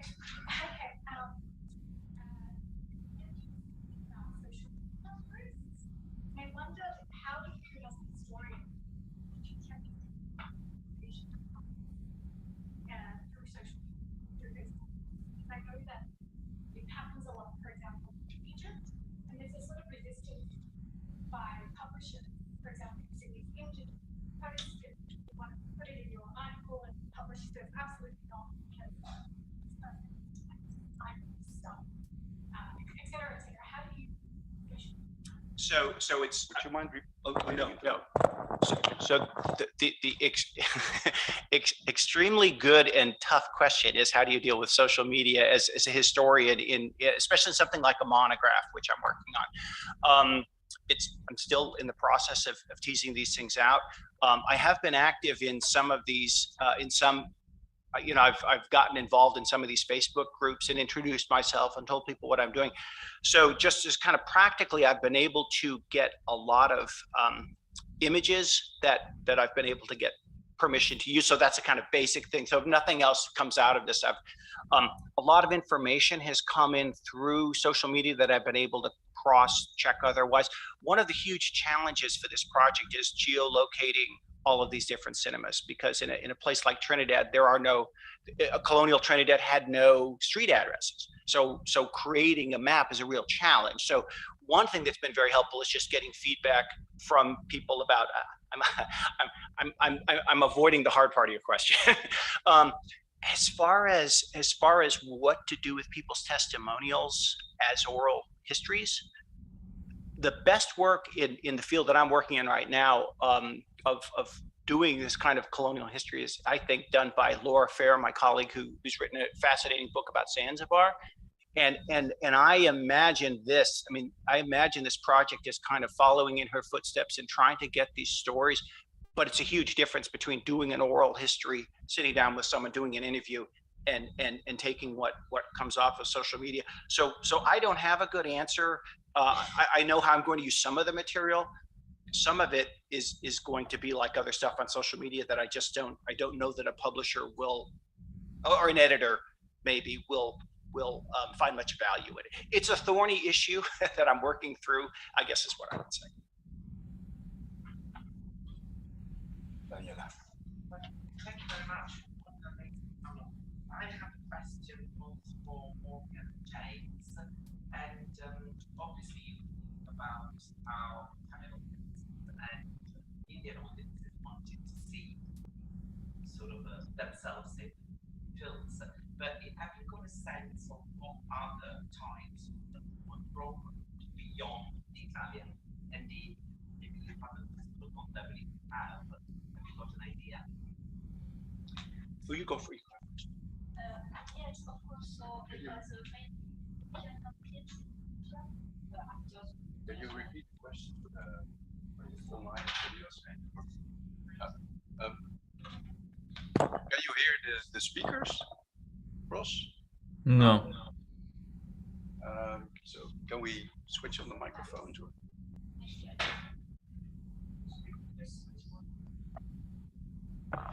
Yeah, okay. It's a bit too close. Yeah, about the film on Tunisian screens, it was mostly American films, then French, and during the interwar period, Italian films were well behind. But after the World War II, there were Egyptian films and Italian films. Very close. So sometimes Italian films were third, and sometimes it was Egyptian films. But yes, the audiences were very mobile. Tunisian audiences saw every movie Italian, Egyptian, but the European audiences were more confined to European movies and American movies. So actually the Tunisian audience that was quite despised by the French authorities, by the colonial authorities, are a more a film culture more larger than the European audiences.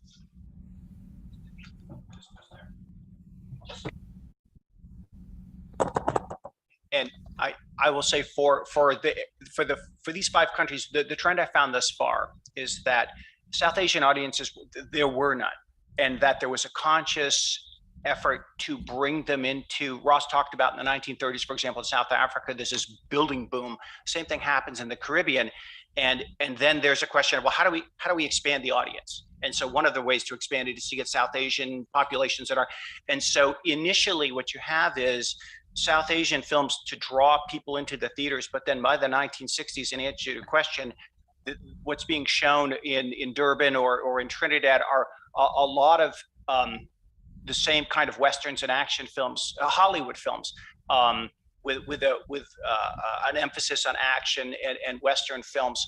And then the South Asian films start to trail away, and it's a fascinating phenomenon where the South Asian films kind of give a critical mass or kind of a jump start to this audience. And as it tails away, you end up with this audience that's developed a movie-going habit, even after they've quit being quite so interested in these films coming through.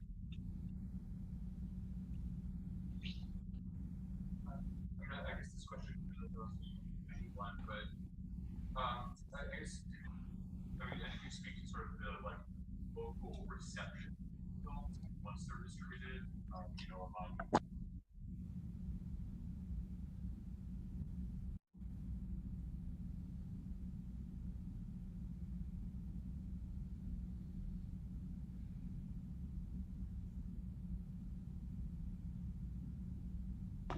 I'll try to repeat the question. So the question is to all the panel members, what can you say about the reception by indigenous populations? So who wants to jump in?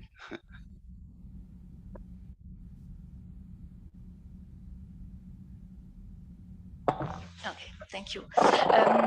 One of the major sources for the indigenous reception are the police reports for Tunisia. But of course, we have to read them carefully because Tunisian spectators don't appear in these reports because they express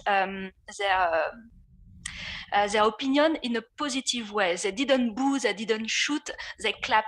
For instance, during World War II, they clap for German army because it was a way to show their opposition to colonial authorities. Whereas Italian audiences, Jewish audiences, French audiences were in more violent reactions. So they are more present in the colonial sources, but that doesn't mean that Tunisian audience didn't express their feelings in front of the screen.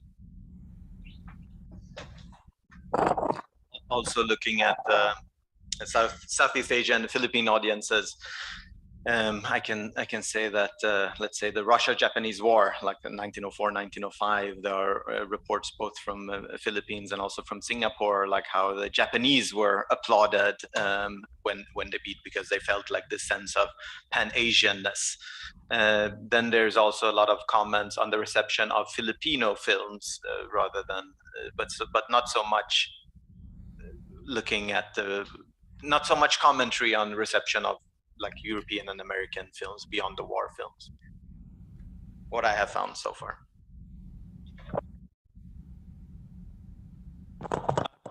I'll just say real quickly that having worked mostly in my career in film in Africa, where there's tremendous debate about what exactly, how exactly people are interpreting film, there's so much public discussion in all of these different countries about explicitly how these films are changing hairstyles, they're changing people are returning to learn to read and speak Hindi again. I mean, there's just this huge public conversation about the profound impact of these films, which has to be read, you know, accordingly. But there's an enormous public discussion about how profoundly important these films are. Ross, do you want to respond? You know, for this paper, I didn't too much in this area, so I'll defer. All right. Yes, in the back.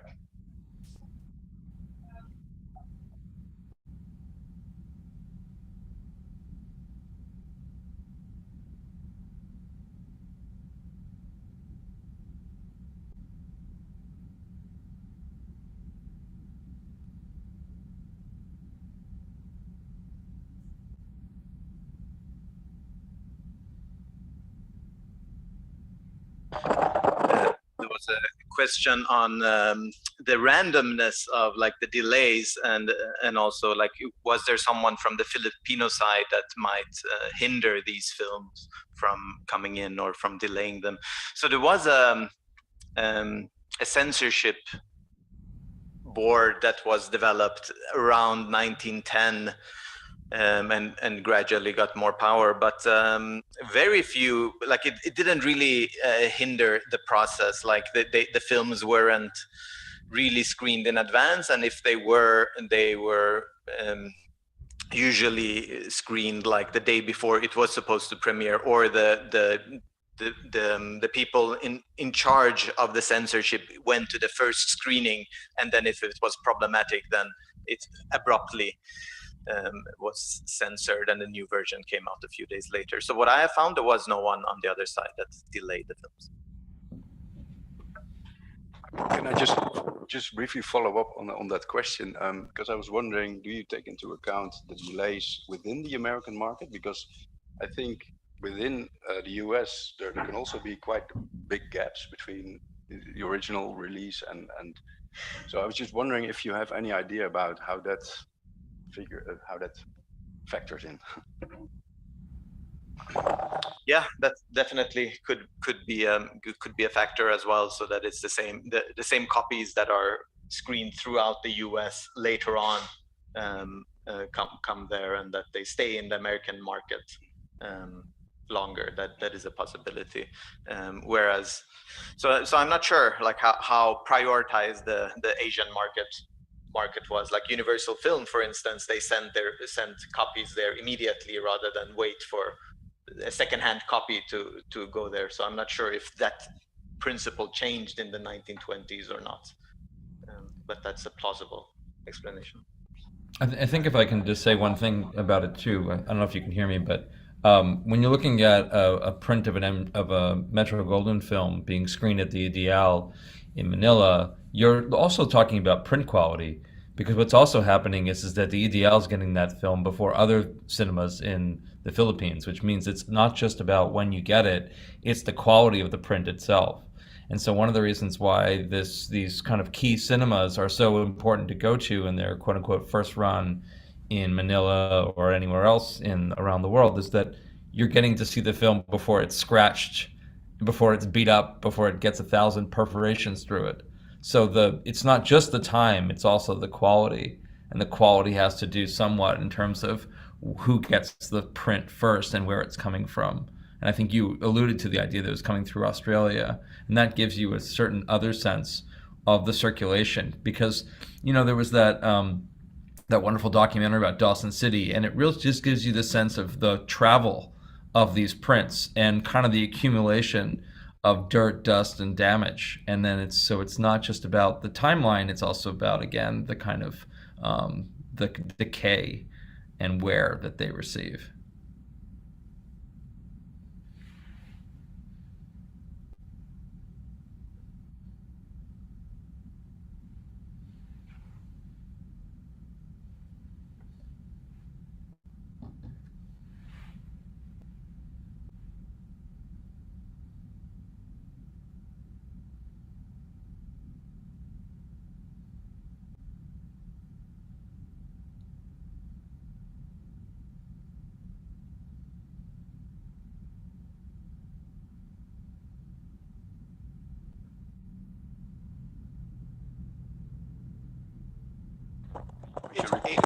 It's a great question, and right, I will work through. It's a question I'll work through.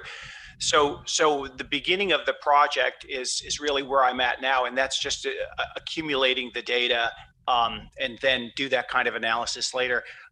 Having said that, I've done some comparative, like I've gone ahead and I've just done I'm about to do a paper next week on comparing the cinema cultures in Guyana and Trinidad. I've done one on Durban and Trinidad, and so it's so far there are, to me, startling similarities to these stories, but I don't want to flatten them as an outsider coming into them, because I'm not an expert on these 5 different world regions. There are going to be nuances and complexities, but the history of these films generated so much public discussion, much more so than a lot of what I've seen in studying Southern Africa, that I'm hoping a lot of that kind of information about the environment, the diversity of experiences and environment will come out. But there is a voluminous amount of material for this project, in a way that if you've ever tried to do work on early 20th century cinema in most of colonial Africa, it's just there's very relatively little to go by that isn't written by colonial authorities or something like that. And I find this, hearing your discussion of Tunisia, it's a similar story in that these South Asian communities they are victims of apartheid in Durban, but they're not suffering the brunt of it nearly as much as the masses. They're not favored by the apartheid government, but they do have opportunities to see films, to import films. They have capital. So there's more of an opportunity for this community to create an archive that I can work from, I guess is what I would say. How did you choose 5 places? Sure. So these are the sure. How did I choose these 5 places? So as a historian of Britain's empire, these are the 5 territories where South Asian audiences, where South Asian immigrants formed a plurality or a majority of the population, and where there was a critical mass of cinema going. So Laura Fair points out that there are more movies from India being imported into Zanzibar and East Africa than there are into Durban. But that's but they're not the only movies people are seeing. They're seeing them in a whole array of different films. Same in Nigeria with Brian Larkin's work. But here, in all 5 of these places, you have there's a distribution network of the film circulating, but also these 5 colonial territories were places where South Asian films had a particular resonance with these audiences because they were communities of indentured immigrants who had become disconnected from, or had a sense of disconnection from where they were from. Most of the South Asian films exported in 1963 were going to Malaysia, but in Malaysia you did not have a community that formed a majority or a plurality of the population. So for the purposes of my study, that just didn't have the critical mass that Mauritius did, or Fiji, or these other places, if that makes sense. Yeah, so it's important. Absolutely. Absolutely. Any more questions? Can I ask a question to you, James? Sure.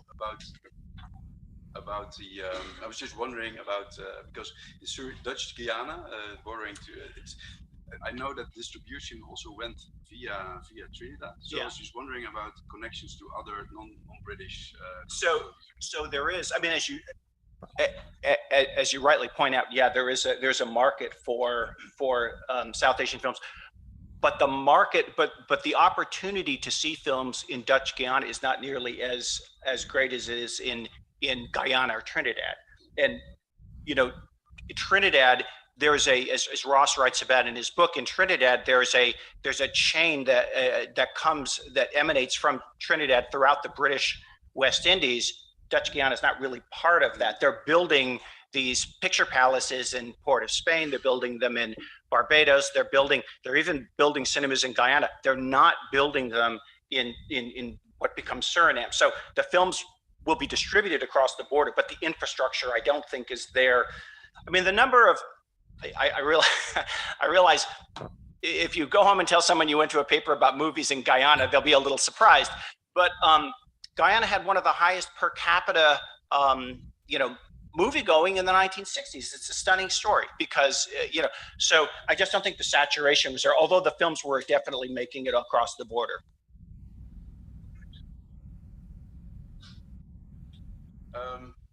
Yes, yeah.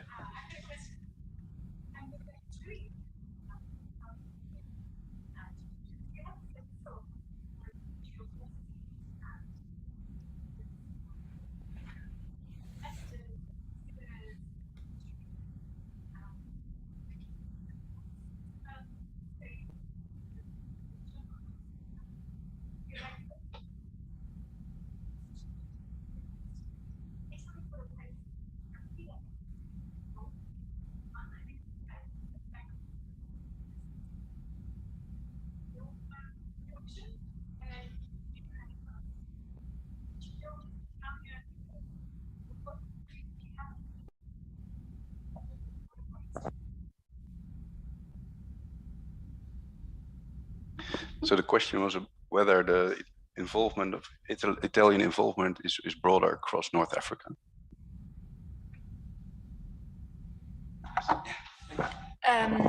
So there will be 2 parts for my answer, North Africa and then with Egypt. I think one of the reasons that Italian exhibitors stay in the exhibition and didn't succeed in the distribution, that because of the colonial frontier, there were no Italians or very few Italians in Algeria, and Algiers became the head of the distribution in North Africa. So the Italian distributors in Tunisia didn't get a chance because all films came from Algiers, from Paris to Algiers, and then Tunis and Casablanca. So that's one of the reasons that Italian exhibitors remained small-scale exhibitors, didn't really succeed in distribution and in trading directly films with Italy. As for Egyptian film, that's really something quite surprising because you are right. Italians had a major part in the beginning of Egyptian production, but there was no relationships in the film trade between Egypt and Tunisia. It was mainly Jewish Tunisians and Lebanese who were trading Egyptian films between Egypt and North Africa, and Italians didn't play a role in this trade. So that's quite surprising. I think we have time for one more question.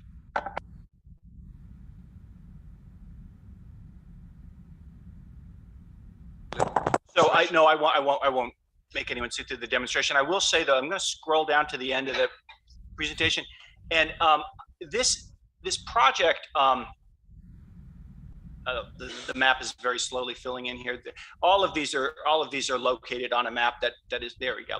So, but this is what I want end users to be able to see and then comment on and give me feedback that I can then use to improve the page. And there'll be 5 pages like this. But the last thing I wanted to say was I can make this demonstration available to anybody, and this is just at the bottom, just showing. I mean, some of these social media posts about old movie theaters have 1,000 engagements. It's really amazing. If anyone is interested and would like to be granted access to take a look at this, I would be happy. Just send me an email, burns@clemson.edu. I can add you in to be. I can't make it publicly available yet, but if you'd be interested, I would very much like feedback. I think you can tell by the evasive nature of my questions, my answers. I'm very much at the ground floor of this project, and I'm looking for feedback not only from historical actors but colleagues as well. So maybe you should put your email address. Just crash online. Okay, I will do that.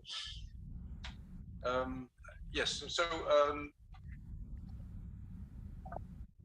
yeah, thank you very much. I really enjoyed this panel and learned a lot. I was asked to give an announcement that the book presentation is in the coffee room that's over there during the coffee break. So enjoy your coffee and your books. Thank you very much.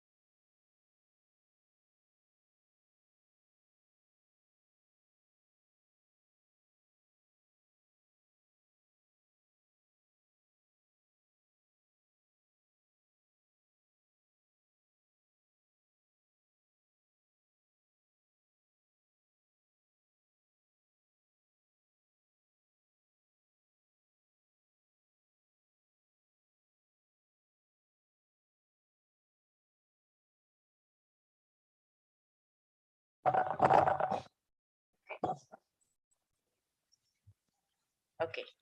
So thank you for being here. I'm sorry for the rush from the book presentation to here because it was a little bit collapsed in the program. Sorry about that, but we really wanted to have this opportunity to tell you about the publications in other language and other possibilities of networking. This is very interesting. Today we have a panel on cinema memories, case studies, and methodological insights.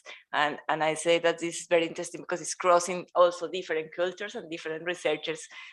So as we have the first presentation by Jono Van Bell for Orebro University, Maria Paz Peirano from University of Chile, Universidad de Chile, and Fernando Ramos, who is not here but is co-author in this paper of Ingmar Bergman, Out of Focus. So welcome to the first presentation, and I will present all the speakers when they are coming. Thank you very much. Okay. Oh, wait. Yeah, yes. So what we will present today is a workshop that we have a workshop in two parts, and part one has already been, and we would like to present what we've done basically, but also to get some feedback, I guess. That's our goal. So, I think you have to. Okay.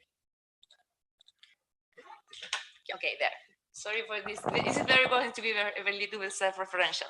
So how all this started, we created a workshop. That's our band picture. Yeah, this is the band. So in HoMER conference last year, which was on Zoom, but randomly we were talking about like different results we have had of our different research projects that all of them bump into Bergman.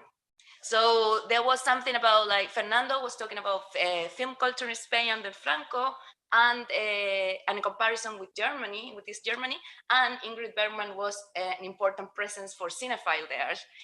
I was researching cinema going in Chile in the 1980s, and particularly an art cinema house called Cinearte Normandie, and Bergman was again a very important figure for all the cinephiles there. And Jono actually has her PhD done in Bergman and audience reception of Bergman, comparing reception in Belgium and Sweden. So we thought we had something there. There was something interesting about Bergman that was kind of culturally crossing international importance that was beyond the idea of the author, because it's all about had to do with audience reception. So I will just go shortly into previous research on Ingmar Bergman to somehow carve out our own position there. So I would say there are four very rough categories on Bergman research. We have the books on his biography and his work, which is like the earliest Bergman studies, you could say, and as early as the 1960s, basically. And then also in these early works, there's a lot about aesthetics or his style as a filmmaker. And recently, we see that there's a lot of research, or not. There's quite some research about the use of music, for example, in his films. And then a third one is, okay, who is about Bergman, the author? He's this modernist film author. And he's not only a film author, but he also made lots of theater stagings and wrote books, etc. So lots of this research looks at his authorship basically in one or multiple of these media. And recent research has, for example, looked at, okay, how did this creative process come into being? Or what are the literary qualities of his screenplay? So a lot of this intermediate research. And then a fourth very large category is basically how can we look at his oeuvre in relation to societal questions or philosophical questions. There's a very early work, for example, on Bergman and the bourgeois society and his position in Swedish society, basically. But there's also works that look at his films in new ways. For example, queer Bergman, his sexuality through his films, or Bergman himself, art cinema, the psychic. So there's many works there. And then recently we also have this renewed interest in Bergman, and I think this somehow coincides with his 100th, how do you pronounce that? What would have been his 100th birthday in 2018. There's a companion to Bergman, a very ambitious project that Maria will participate in, forthcoming from Hamish and Humphrey. Then there's a work from Merit Questionnaire and Louise Wallenberg, who are both at Stockholm University, who have gathered essays on the meeting points between theory and practitioners. And then last year there was Bergman, An Enduring Legacy, which was kind of a continuation of these four categories, basically, in their works. But what we noticed was that there is actually not that much about what Bergman has meant in all layers of society, because as it goes with these classical authors, it's usually this elitist thing.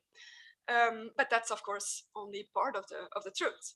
So our questions are: how do local audiences look at these films? How do they annex this work in their own environments, basically? And that's also what our research touched upon and where it connects.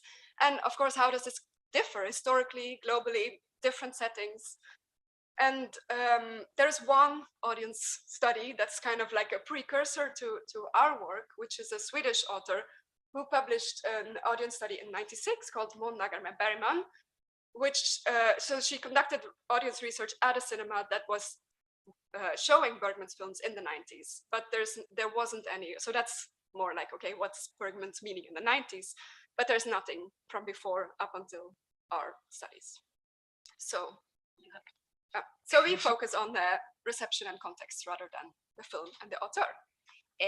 So we propose the workshop like thinking in like these three important concepts, or we frame it in these concepts. Like we propose these ideas to think about to the people participating in the workshop. So authorism and what authorism mean, national cinema and what is the extent of this idea of national cinema and Swedish national cinema apparently abroad, and art cinema and the concept of art cinema and the idea that Bergman was apparently immediately related to this imagination around what an art cinema actually is. And we were focusing exactly in the topics Jonna was mentioning. So for example, how Bergman will be used as a sign of cultural distinction, legitimation of cinephiles, if it's related to class, and is it always related to class, which we found out apparently not. And of course, ways it was received, distributed, circulate differently in different contexts. And if it was related to particular specific context, local context in different regions, where politics tend to be an important feature. So for example, a lot about like in dictatorships or in authoritarian states, the meaning of Bergman will vary and will be slightly similar in some areas that were having similar political processes going on. So those more or less were the framing of the workshop, which took place in April. We had a lot of fun in a very nice setting, but we also worked a lot in this red room that was kind of, if you have seen our Bergman films, it's like cries and whispers. So the workshop was one intense day of trying to exchange what everyone was working on, considering these questions. Okay, so so we have two big sections. So first, a bit beyond the film. So for example, we have Anders Marklund here, who looks at the paratextual Bergman in Sweden. So he looked a lot at, okay, where do these films, or for Persona in this case, where is Persona advertised? Which other films are around there? How do these narratives around this film spread through the newspapers? And how is this later also taken up in reviews, etc.? And then we also had Anna-Sofia Rosholm, who explores something completely different. So Bergman's, where he lived the later part of his life on Fårö, which is a small island above Gotland, there's they made it quite a touristic attraction that was Bergman's island. So you can do a Bergman safari, for example. So she looks at, okay, how do you experience this cinephilia in this tourism setting, basically. And then we have Erik Frivold Hansen, who looked at fan letters sent to Bergman during his life, and what kind of fan letters are these? Who are the people sending these, etc., etc. Yeah, I guess that's. So apart from that, we have a big section of cross-cultural comparisons. So we have Konrad Klecza was talking about I don't want to mistake the name, film distribution in the People's Republic of Poland in the 1950s and 60s, and how certain films of Bergman were shown there and some were censored, and like all the kind of meaning given to this type of film, because like usually Western film wouldn't be shown in Poland, but Bergman was, because Bergman seems to have like this exceptionally status all the time. So we're still working out why exactly. And also we have Fernando Ramos there in the picture. So Conrad is like actually in the screen. You cannot really see because he was online. And Fernando was also working in this idea of cinephilia under Franco's dictatorship, and how there was a tension between Bergman, especially with female cinephiles. So how Bergman was kind of, they provoked this kind of anxiety between like female cinephiles, which were supposed to like Bergman and know about him because it was the intellectual thing to do. And so there was this tension there. And also we have, I mean, maybe because the next one, we have certain comparatives in the South Cone of South America. So Mariana Mieva, who is works on Uruguayan cinephilia in the 1950s, was presenting this idea, this mythical idea among Uruguay cineclubs, that in Bergman was actually discovered in Uruguay and not by Cahiers du Cinéma in France before. And then it was interesting because Alejandro, who is there, and me, who were researching, making a comparison between the reception in Chile and Argentina, where in Argentina, they also claim that they discovered Bergman before Cahiers du Cinéma and the Uruguayans, but they have a thing going on there.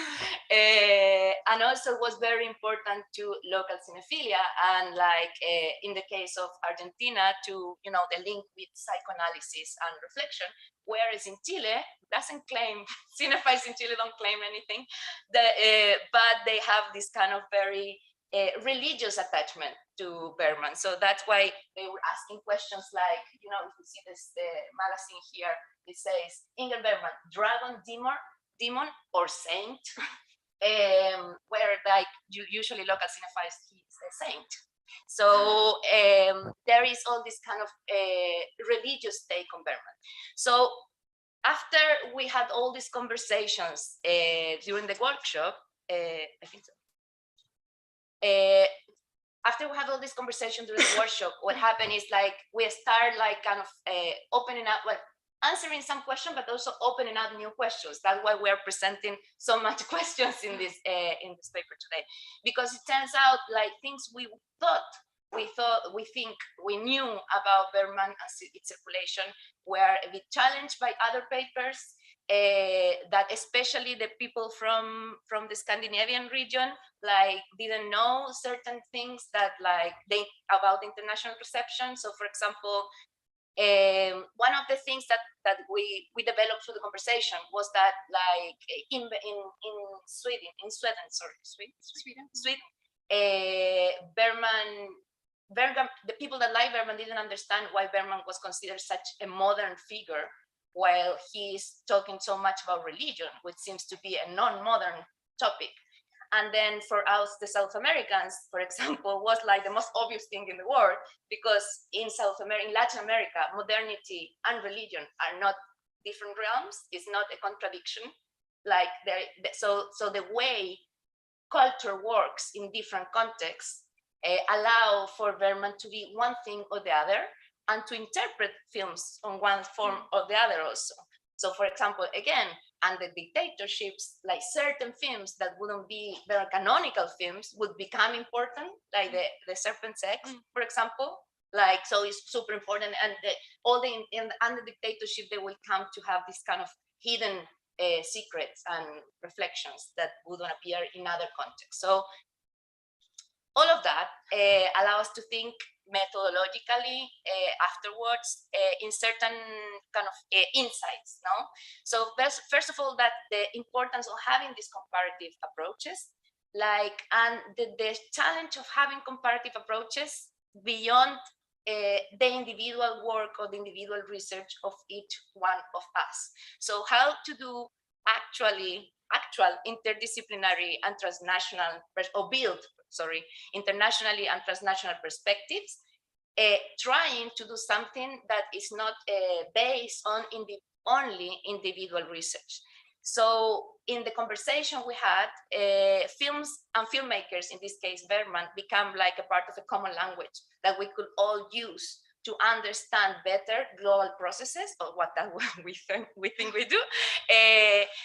So it allows us to stress the importance of a different methodology where exchange and dialogue is used as a dispositive to do collective research, or start thinking collectively about one topic in particular to actually do this comparison, this comparative research. And I think what also came up a bit with like these dictatorships is that you actually have some sort of film culture sometimes without the films. That, for example, for Fernando in Spain, there was the film critics knew a lot about the Bergman films, but not having seen them, but more like from reading screenplays, and because of course you have this tension with censorship. But then again, as we all know, and that's why we're here, of course, film history is more than the films. But I think in reaction to that somehow, I think our workshop also very clearly shows that we can't really write film history without these films and without the authors either. Those are also very essential part for the audience experience and for the experience of a film culture in different places. And having said that, like, we would love that we can like talk about more in detail with your questions. So thank you.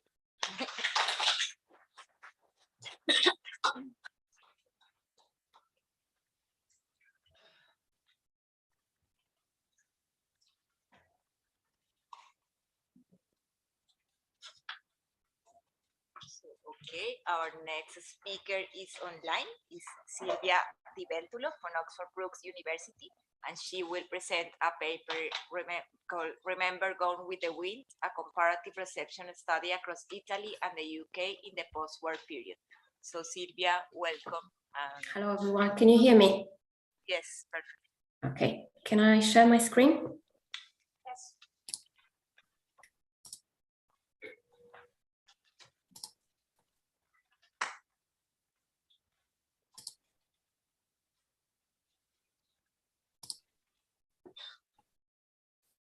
Okay.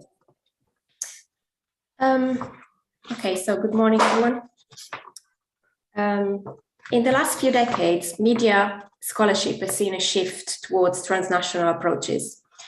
This has also been evident in audience and reception studies.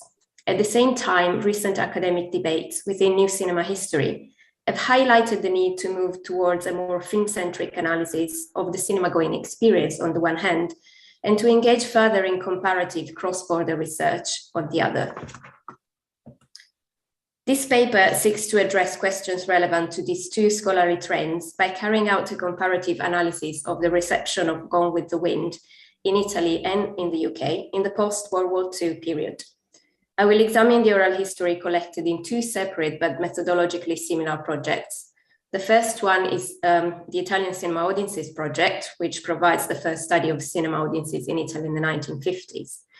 The second one is the European Cinema Audiences Project, a comparative study that explores European film cultures in the 1950s. And I'm very grateful to Daniela, Lisa, and Pierre, who are in charge of the project, for making the data available so that I could carry out this comparative research. And of course, you will hear a lot more about this project and research findings in the dedicated ECA panel tomorrow. But also in this paper, I will be offering some reflections on the challenges associated with doing comparative research. Here I will employ a previously developed taxonomy of film memory that reflects contents, modalities of recollection, and function of memories in order to re-examine the place of film in the cinema-going experience.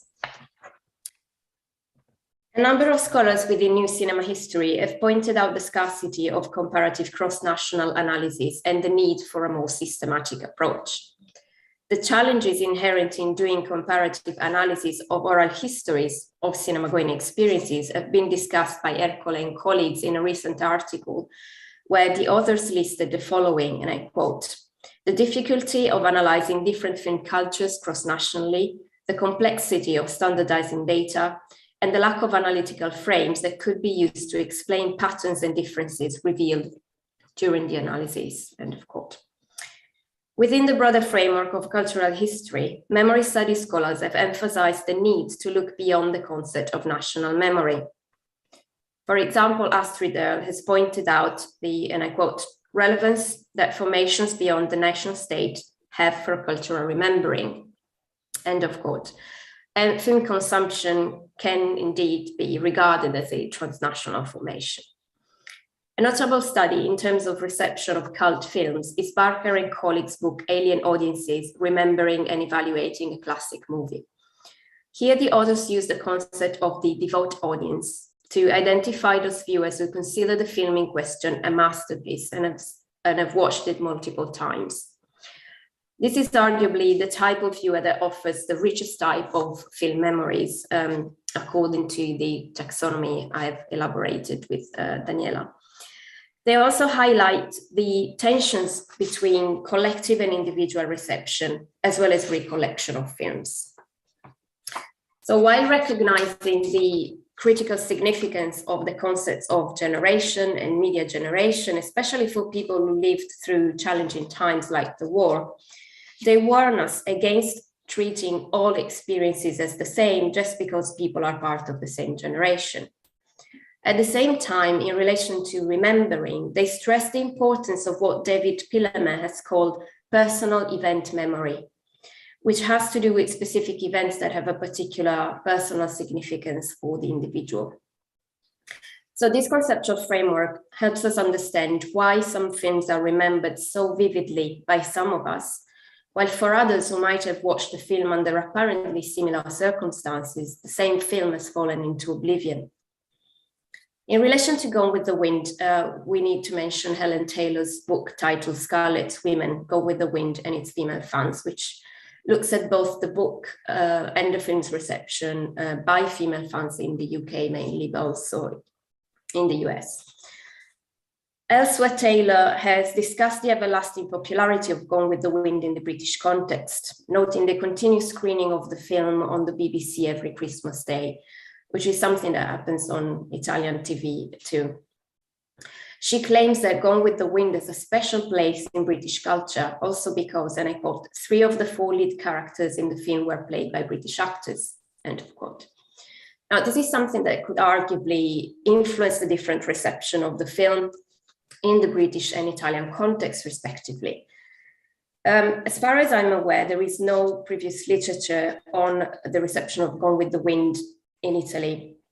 So what I'll do in this paper is to see to what extent Taylor's observations about the popularity of the film in Britain are reflected in the memories of UK filmgoers in comparison with Italian ones. I've decided to focus on Gone with the Wind because it was the most mentioned film in the Italian project's questionnaires, with 116 mentions in over 1,000 questionnaires. With the intention of analyzing this phenomenon further at a European level, the European Cinema Audiences Project interview protocol included a specific question on Gone with the Wind. The first set of data I'm going to analyze consists of the video interviews of participants from the city of Bari, which is one of the several locations that were chosen for the Italian project, and included a total of 10 interviews. In the European project, 20 video interviews were conducted for every city under scrutiny. And here I'm going to look at the Leicester data set representing the UK and also the Bari dataset. These cities were chosen as a case study as they had comparable size and similar characteristics in terms of exhibition structure. In the Italian project questionnaire, in order to explore what participants remembered of the films and how the memories were expressed, we asked what film has left the most vivid impression in your memory and why? And for what film did you cry and why? Similar questions were then asked in the video interviews in a less structured manner. In the European project, interviewers were asked specifically whether they had watched Gone with the Wind, with a degree of variation in follow-up questions. The different approach in soliciting responses about the film made the comparison between the Italian and the European data problematic at first. And that's why I've decided to look at the Bari data collected in the European project too. And yet this different approach has also provided some significant methodological insights that I will discuss later. For my analysis here, I will employ a taxonomy that I developed with Daniela Treveri-Gennari, and we presented at the HoMER conference last year. And this expands on previous work on cinema memory and identifies the following: content, modality of film memories, and function in relation to autobiographical memory.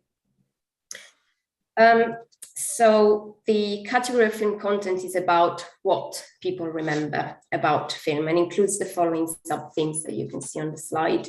So scenes, plot, title, technical aspects, performance and characters, film industry, directors, nationality, and genre.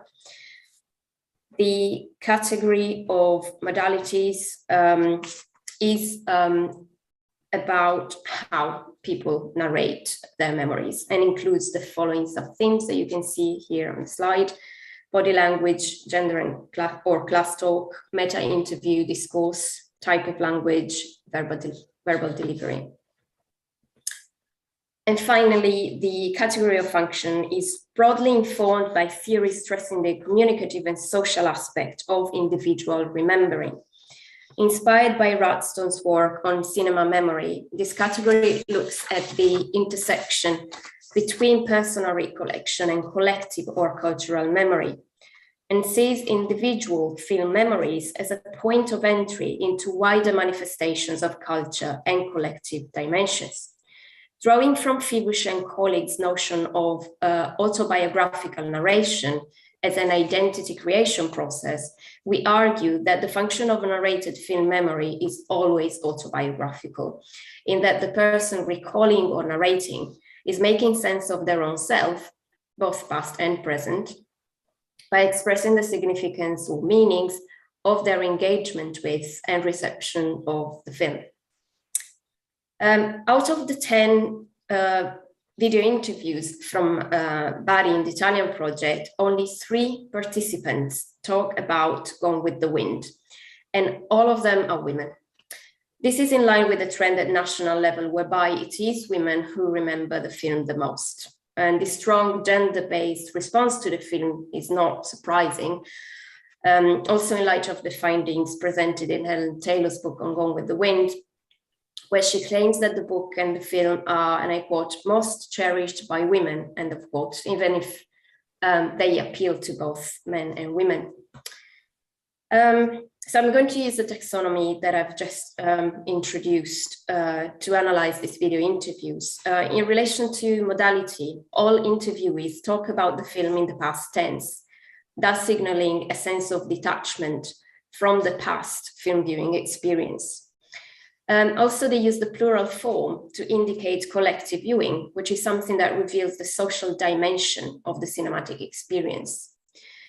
In terms of content, responses focus vaguely on the plot, i.e. the romantic aspect of the story, and the technical elements, specifically the film's length. The autobiographical function is evident in the 2 examples I've included on the slide here. Liliana's recollection demonstrates quite clearly the intersection of collective and individual reception of the film. The film was considered scandalous at collective level, at least in Liliana's religiously oriented community. And at the individual level, she remembers that her own engagement with this content was met with punishment. After narrating the event, she assumes the role of a commentator now living in the present, saying, well, it was the 50s. And even more evidently, when she switches the tense to the present, saying, if I think about it now, as she comments on the inconsistencies of a conservative religious upbringing. We could also argue that there is an implicit gender element here, in that watching sinful films was not proper for young girls like her at that time. Maria's recollection, with the consistent use of the plural form and the anecdote of bringing sandwiches to the cinema, delineates an image of past film goer that experienced the film as an event at collective level, She portrays a communal viewing practice in which film was consumed alongside food, thus arguably betraying the working class or lower class nature of this custom. Her final remark on wanting to enjoy it shows a level of awareness now in the present in relation to the hedonistic element of her past film viewing. So in other words, Maria suggested for her, film viewing was a form of entertainment as opposed to education, which is what cinema meant to many other respondents. So there was this kind of, the two main functions of film at the time were seen as either a form of education or as a form of entertainment. So moving on to the European video interviews, it should be noted that there is a more even distribution of male and female participants talking about the film, which is clearly the result of the direct question about the film being asked in this project, as opposed to the Italian one. Now, the most striking finding in my comparative analysis is that Leicester interviewees have not produced one single film memory in the sense that I use here to define taxonomy of film memory, which is quite frustrating when I discovered. But crucially, their mention of the film title is not spontaneous, but it's in response to a question instigated by the interviewer. And even if the majority of respondents confirm having seen Gone with the Wind, either at the cinema or on TV later on, they tend not to offer any further comments. As you can see from a few examples I've included here on the slides, the answers are quite short and to the point. In contrast, body interviewees from the European project tend to provide comments and evaluations, in some cases, even if they have not seen the film, and offer a number of film memories in line with my taxonomy, as well as other types of cinema memories that previously identified by other researchers, having to do with the occasion in which the film was seen, the people they saw the film with, etc. So you can see some examples here that I won't analyze due to time constraints, but you can clearly see that they are longer and they're quite similar to the Italian ones I analyzed earlier, and they are quite similar also in terms of us being able to apply the taxonomy of film memories in the analysis. Now, importantly, Leicester film goers do offer many of what I call film memories in relation to other films, and these are films that they're not asked about specifically. Methodologically, this is an interesting point because it reveals that Gone with the Wind wouldn't have been prominent in the Leicester dataset if the specific question on this film had not been asked. This seems to contradict Helen Taylor's claim about the British audience's special relationship with Gone with the Wind. In contrast, the film clearly features prominently in the collective cinema memory of Italian audiences, both in the case of respondents who were asked directly about the film in the European project and those who were not in the Italian one. So in my conclusions, I would like to offer a couple of reflections on the outcome of my investigation. And these are mostly methodological reflections and thoughts about future research. So firstly, we have to look beyond oral history to find possible explanations about the difference in the reception of Gone with the Wind in Italy and the UK. And in this case, it seems to me that we should start with programming data, and I've started doing that a little bit, but I won't have time to discuss this at length now. So I set out to compare the post-war reception of Gone with the Wind in UK and Italy, knowing that the film was screened across Europe in that period. And yet, different circulation patterns of a film across nations make a synchronic comparison of its transnational significance quite problematic. An alternative approach for future research would be to consider the reception of the film diachronically, by looking at different time periods according to the release date in each country. Gone with the Wind was first screened in the UK in 1940, so the film had a substantial theatrical run in the 1940s. In Italy, the film premiered in March 1949, had extremely long runs in some major cities like Rome, and then it reached other cities and provincial locations in 1950 and in the following years. So quite different kind of circulation patterns, also considering that we're talking about the war period and then the post-war period in the case of Italy.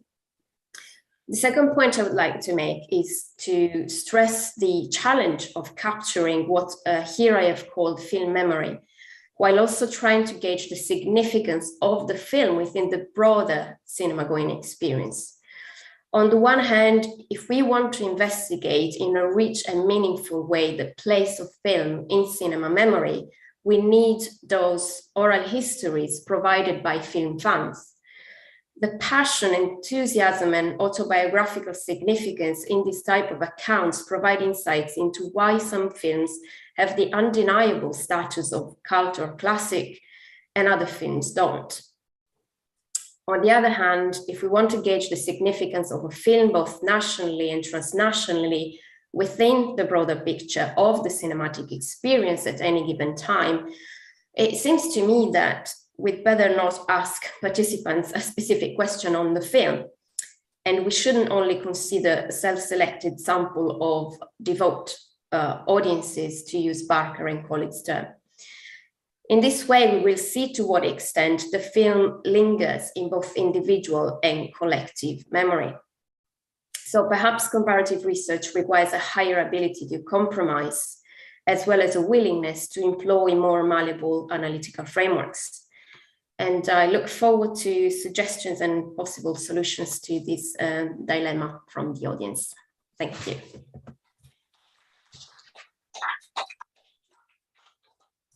Okay, stop sharing. Thank you very much, Silvia. Looking forward to the question in the end of the panel. Our next speaker is Nectaria McWilliams. She is from Oxford Brookes University as well, and her paper is The Confluence of Diasporic Space, Audience, Memories, and Film as Transitional Object. Can we have the, she's online?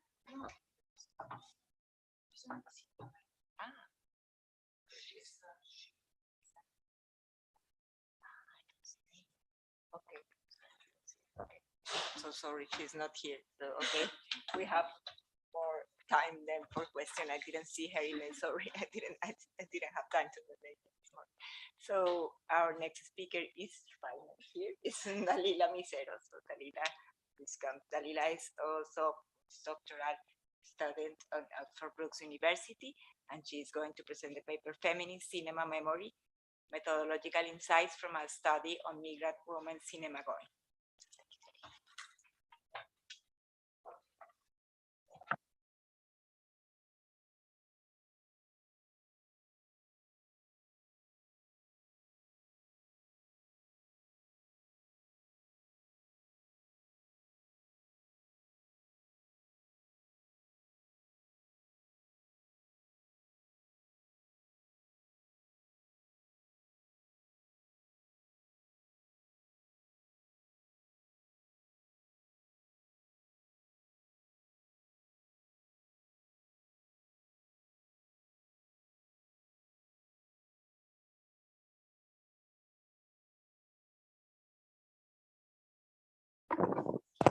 Hello? Okay, it was a little bit, so thank you, Maria, for the introduction, and wow, so I'm in charge of closing this panel, so it was fantastic so far. So without further ado, so in this paper, I will make some considerations around the methodological integration of feminist scholarship and methods within the new cinema history, particularly in the context of studies on cinema memory and transnational film cultures. So there's a continuity with what we discussed, especially with Sylvia's paper. So looking forward for the discussion. And specifically, I would talk about how a feminist approach, I think, contributes and enriches the exploration of cultural difference, positionality, and identity formation. So my reflections stem from my fieldwork experience in the context of a research project consisting in a collection and analysis of 35 online interviews with an intergenerational group of Latin American women living in Barcelona and Milan. So the participants were asked to talk about their habits of moviegoing before and after migration and in relation to different stages of their lives, as well as in their day-to-day experience. The interviewees were aged between 29 and 70 and came from 10 different countries and socioeconomic backgrounds and had different reasons for migrating, different migration histories. So they offer really a variety of perspectives, both on the migratory experience as well as in terms of cinema going experiences. So the interviews were conducted in Spanish, with the exception of one in Italian, with a Brazilian participant, between April and December 2020, and gravitated around three main topics. So the habits of cinema going and television consumption in the current city of residence, including during the pandemic, the memories about cinema going in the country of origin, and the use of internet and other technologies to find audiovisual contents, especially from the Latin American region, and to discuss them with family and friends. Here we go with traveling memories. So the reasons for integrating also television was because my interviews followed a biographical structure. The interviews elicited memories linked to multiple cinematic cultures, which transcended a single territorial inscription and historical period. At the same time, the cinematic practices of the interviewees were often attached to acts of quote-unquote everyday transnationalism, namely ordinary activities like talking at the phone with distant family and friends, WhatsApping, and so on and so forth, that enable migrants to stay in touch with their country of origin and distant loved ones. And what I wanted to investigate is how these transnational practices somehow intersected with viewing practices as well, or audiovisual contents, or might be centered on cinema memory or watching films and so on and so forth. As such, the cinematic memories and practices of these women traveled, and I'm quoting Esther Earle as well, and circulated across borders, producing a bottom-up transnational knowledge on the sociocultural meanings of cinema going, illuminating the multifaceted formations in transnational film cultures in a globalized and mobile context. So their experience as migrants had certainly a major impact on the ways participants saw films and enjoyed them. However, aspects such as gender and age draw other lines of commonality and difference within the group, which similarly impacted on processes of cultural negotiation, identity formation, and sense of belonging. Given its contemporary focus, the research combined the epistemological and methodological tools of cinema memory with the ethnographic approach of media scholars such as Sonia Livingston, Yan Ang, Mirka Medianu, who variously addressed issues of media convergence, gender, and transnationalism by privileging the everyday as their main site of inquiry. The gendered and transnational composition of the group of interviewees required me to borrow a series of methodological and epistemological tools that connected situated practices of remembering with a condition of in-betweenness that many migrants experience in their lives. So feeling of belonging in multiple places at the same time. And obviously remember multiple cinema cultures at the same time as well. So this process of negotiating different cultures. So this meant using cinema memory as a prism to analyze the entanglement of several media practices that contributed to the making and unmaking of migrant women's identity in a globalized, yet historically and culturally situated context. So the harmonization of different approaches from audience media and cinema studies and migration studies as well poses several theoretical and methodological challenges. Indeed, to date, most of the scholarly work on cinema memory has explored the movie-going experience in relation to historical sedentary audiences. As a result, the existing literature and cinema memory doesn't engage consistently with the mobile and multi-local memories of contemporary migrant audiences. So people that can travel back and forth, for instance, to the country of origin, or can travel to other countries. Similarly, media scholarship concerned with diasporic and transnational audiences has mostly adopted hyperlocal and ethnocentric lenses, so a certain community, a certain ethnicity in a very local specific neighborhood, for instance, or a city. Without a comparative approach that could survey the meanings of experiences marked by mobility and everyday transnational exchanges. Moreover, I was also concerned by the risks of looking at the South, quote unquote, or invisibilized groups solely as sources of data. So I was starting also to concern about the fact that I was kind of reproducing a sort of epistemic colonialism. In this context, feminist scholarship and methods had a crucial role in ensuring the harmonization of these approaches, also handle my discomfort in this position that I had in this project, and also providing correctives to the original design of the study, as well as in the interviewing experience, namely the empirical phase of the research.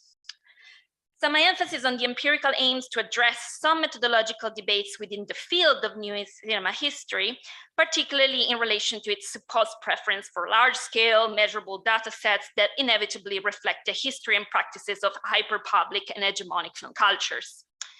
So this argument has been recently expressed in an article by Jonathan Petrici, who proposes a broader incorporation of queer and feminist epistemologists into new cinema history as an opportunity to widen the spectrum of cinematic culture surveyed by the field. In this respect, the methodological propositions made by Philip Merz and Daniel Bilterist on the future directions of comparative cinema history seem to confirm the preoccupations of Petrici. According to Merz and Bilterist, indeed, I'm here I'm quoting from a 2016 article, and it starts off, quote, "Qualitative microhistories of cinema memory and everyday life experiences are more difficult to operationalize in terms of meaningful comparison than larger scale data collections," end of quote. As a result, it seems that qualitative ethnographic research kind of still occupies in terms of methodologies that ancillary or precarious position within comparative and transnational research in cinema memory. As such, these methodological debates signal that, number one, new cinema history preference for qualitative empirical research, quantitative and empirical research reproduces the invisibilization of minority cinematic cultures, particularly those of women, queer people, and I will add parts of the world where data sets are concealed or fragmentary, for instance, in archives or official records. Number two, an holistic comparative transnational framework struggles to incorporate qualitative studies focusing on cinema memory in a systematic way. So both these points are relevant for my methodological reflections, as feminist approaches to qualitative empirical research offer correctives, propositions, and possibilities to improve in the field, enabling an operationalization of cinema memory as a pillar for transnational research. So what are the benefits of feminist methods in this framework then? In particular, I believe the feminist approaches to field work, specifically reflexivity and intersectionality, support the incorporation of cinema memory in systematic transnational research as a means to illuminate and address existing regimes of invisibilization or visibilization of non-hegemonic film cultures. And also, feminist methods can serve as a tool that enable us to address issues of power and positionality in our research practice. Feminist reflexivity indeed supports the use of methods and epistemologies that are conscious of a geopolitics of knowledge, to quote Walter Mignolo, in which also new cinema historians are embedded. This latter point is particularly important and is key to address and problematize cultural diversity and disparities of power as relevant constraints to empirical research. This is relevant particularly in the framework of my project, as migrant women in Europe are precisely one of those less visible groups whose experiences struggle to emerge in large quantitative data collections as well as in public discourse. So scholarship has widely analyzed how media are disproportionately populated by stereotypical and essentialist narratives about migrant women, usually depicted as codependent or as others. Feminist scholars have also pointed to the persistent characterization of women as passive followers, migrant women as passive followers of their male partners, including also, this is also an issue that's been addressed widely in migration scholarship. So to kind of like avoid this or kind of overcome these limitations, the adoption of qualitative methods and particularly in-depth interviewing, life story methodology aims to offer a diversified set of narratives in line with the invitation of Eleanor Kaufman, feminist migration scholars, to give a flavor of the heterogeneity of women's migration histories, their different spatio-temporal dimensions, and the multiplicity of causes for their moves and the often overlapping strategies used in their everyday lives. I also wanted to ensure that my study kept its main focus on the histories and perspectives of participants without falling in the traps of media centrism. In particular, the adoption of life story methodology to address the apparent dichotomy between the individual and the collective, allowing me to observe the interplay of subjectivity with broader social structures and overcoming issues of fragmentation as well. So in order to maximize the project's focus on diversity of women's experiences, I recruited a transnational intergenerational group of participants from 2 global cities, Southern Europe, who migrated for different reasons: work, study, family. These diversities allowed me also to survey aspects of cultural proximity and hybridity, to quote Garcia Canclini, that characterize the modes of consumption, institutional infrastructure of Latin American media, but also locate them within broader transnational circuits of cinematic and media consumption.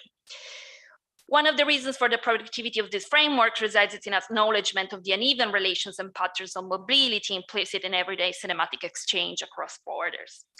Moreover, the dialogical and relational space of the interview allowed to survey a broad set of emotional and sensorial aspects attached to the cinematic experience. So there's always like various levels overlapping. And I believe that this is something that is really a feature of the in-depth biographical interview. In the interviews, indeed, women often associate their memories of cinema going with family members and close friends with familiar spaces, urban and domestic, and with aspects of their gendered and class identity. The positive characters of the memories is generally emphasized by the tone of the voice and sometimes by the ironic comments attached to some of the anecdotes. In her whole history project in Italian cinema audiences, Daniela Trevelli Gennari has found similar characteristics in the memories of older people, so much so that she speaks of cinema memories as memories of pleasure.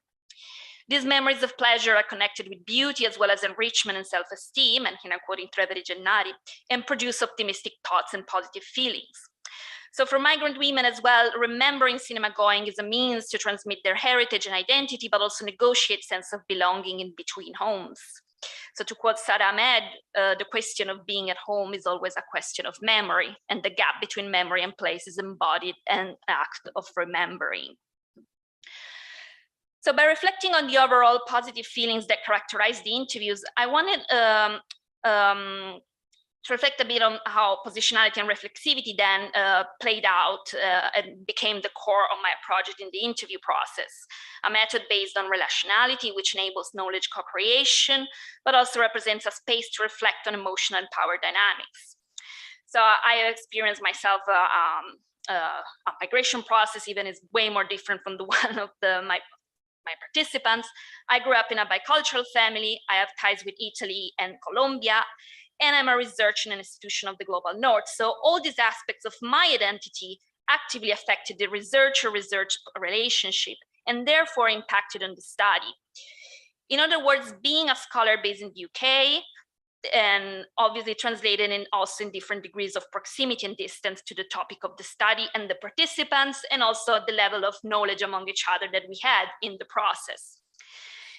Indeed, in the context of the research encounters, the interviewer herself poses questions and introduces new topics. These are semi-structured interviews. So while I was using probes, and this gave also opportunities to the participants themselves to ask me questions if they wanted, and obviously I could say, I'm not going to reply to what you're asking me, especially when they ask me from where I was from, and this could happen in between, in the middle of the process of interviewing.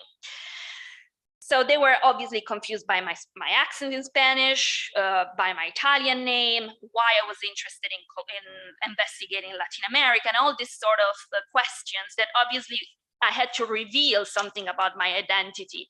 And what they knew about my ties, either with Colombia or with Italy, that created levels of proximity, obviously depending on from where the participant was from.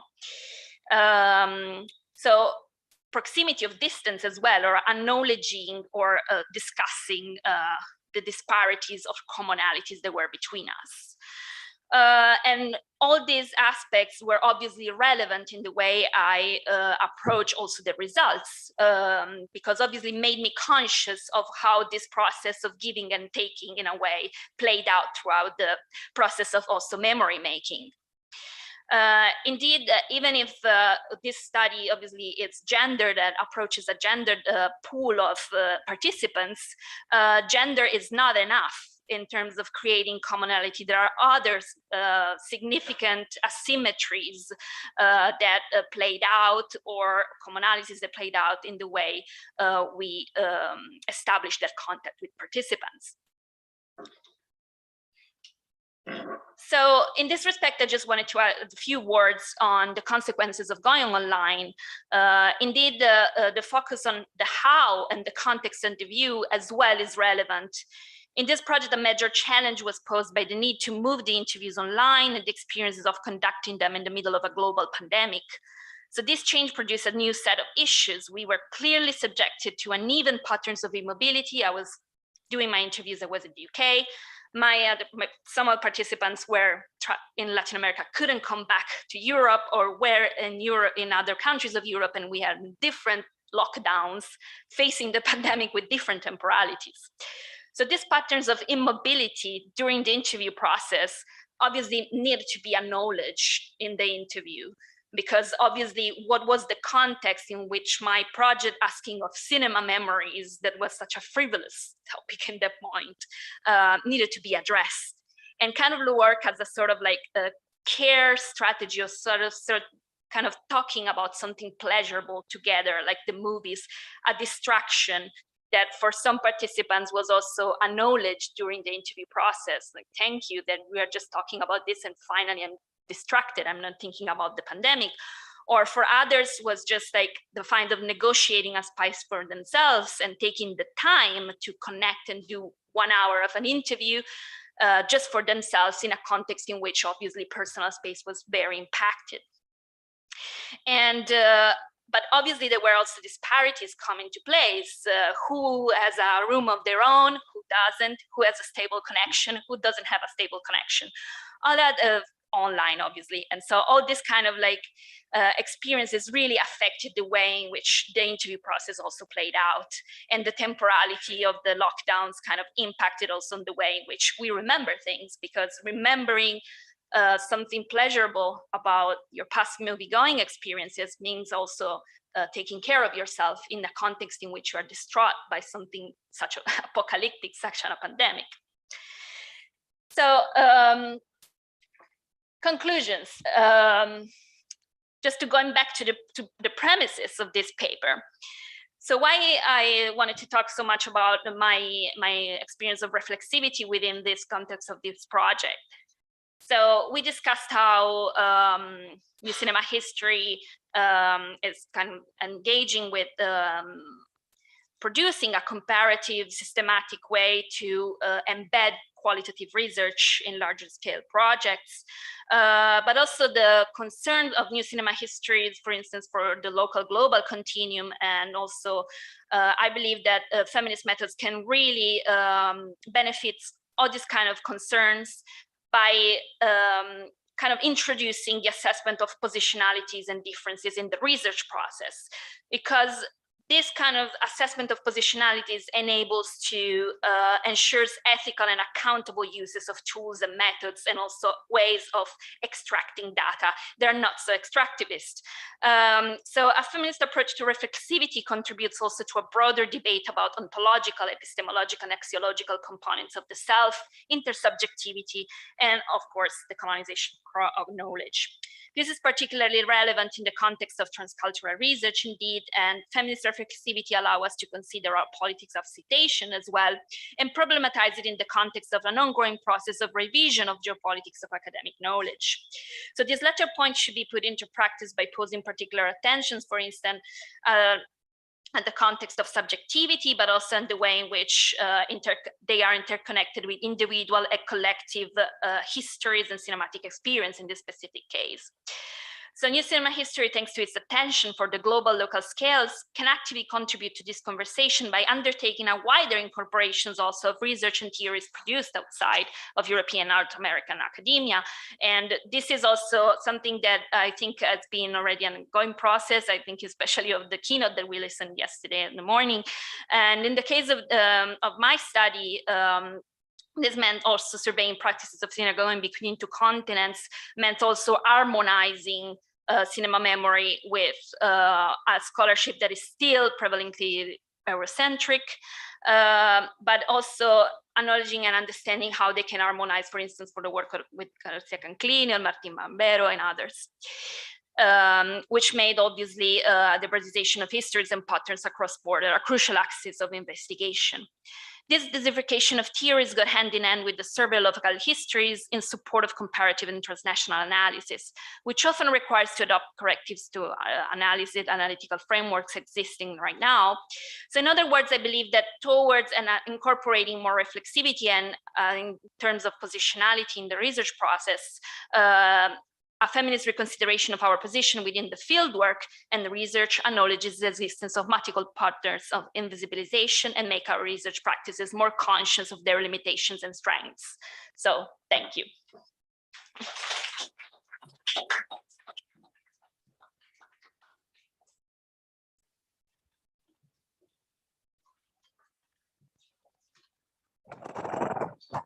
Thank you very much, Dalila. I will just invite all the presenters. Thank you.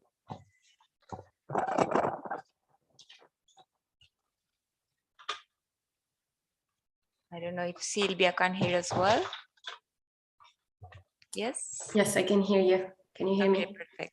The problem is that I think you will not hear the question, Silvia. So probably yes, if you can, someone is close to a mic and let me know. Thank you. So I would like to know if there are questions or comments from the audience at this moment. No? Okay. Yeah, well, I was just going to comment on what I found really interesting about this transnational character of all the researchers, thinking about transnationality in different ways, because it could be like the films that travels or the people that travels and make a difference in transnationality. So that's a problem, a challenging issue, let's say, for new cinema history, but also for how are we thinking about cinema memories in this changing context. So yes, but you have a question. Oh, that works. It's very rare there. Sorry. Just so no, taking your point, Maria. Yeah, I was super excited to listen to the other presentations also, because like we didn't know it was going to like actually work so well together.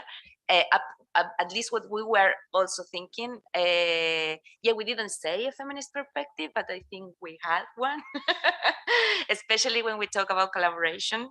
So how do we merge those type of like those points of view or the stance points with maybe a perspective that actually challenges the structure of power of knowledge regarding new cinema, knowledge in general, academic knowledge, but in respect to new cinema history, or should we say new cinema histories in plural? So there is a connection between like where is the power, where is the standpoint where you see the transnational, because the transnational is always seen from one point of view, right? So you see the transnational from a certain center. So usually the center tend to be Western Europe and then the others. So we are kind of world cinema, all the others, or the transnational.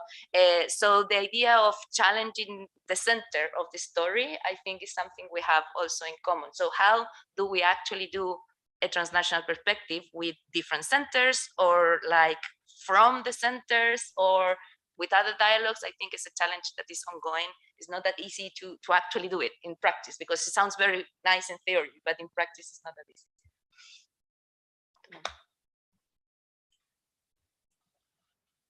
We have 3 questions for the audience, so I think I will start here.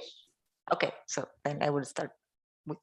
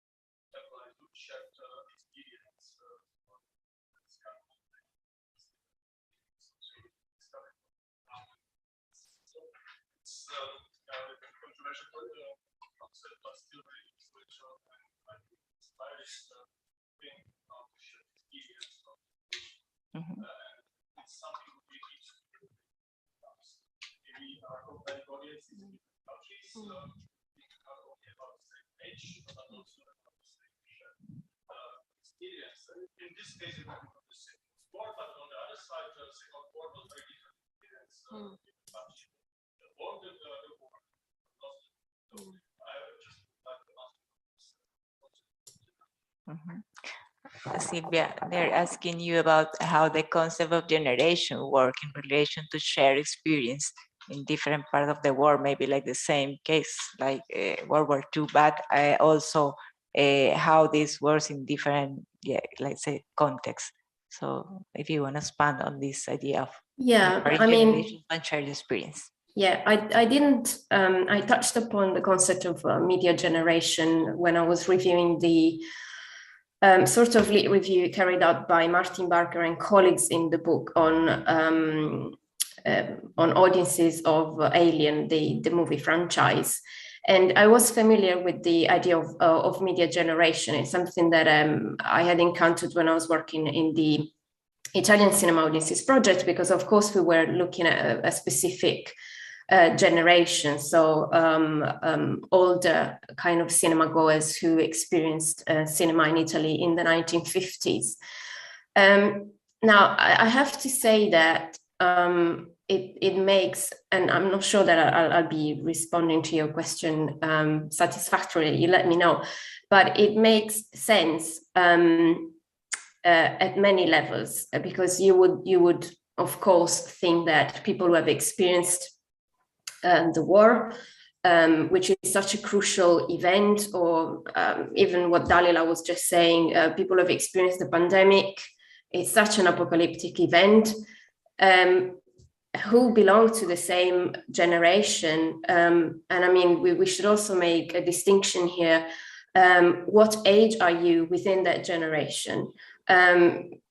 In the case of the Italian cinema audiences, we were looking mainly at people who were young, but there were kind of different experiences already within the post-war generation of people who were, say, like 5 when they went to the cinema, between 5 and 10, and they went with their parents, with their relatives, or for example, young women who were kind of in their teens and were experiencing kind of adolescence at the time, would go with their female friends, so they're kind of exploring the world.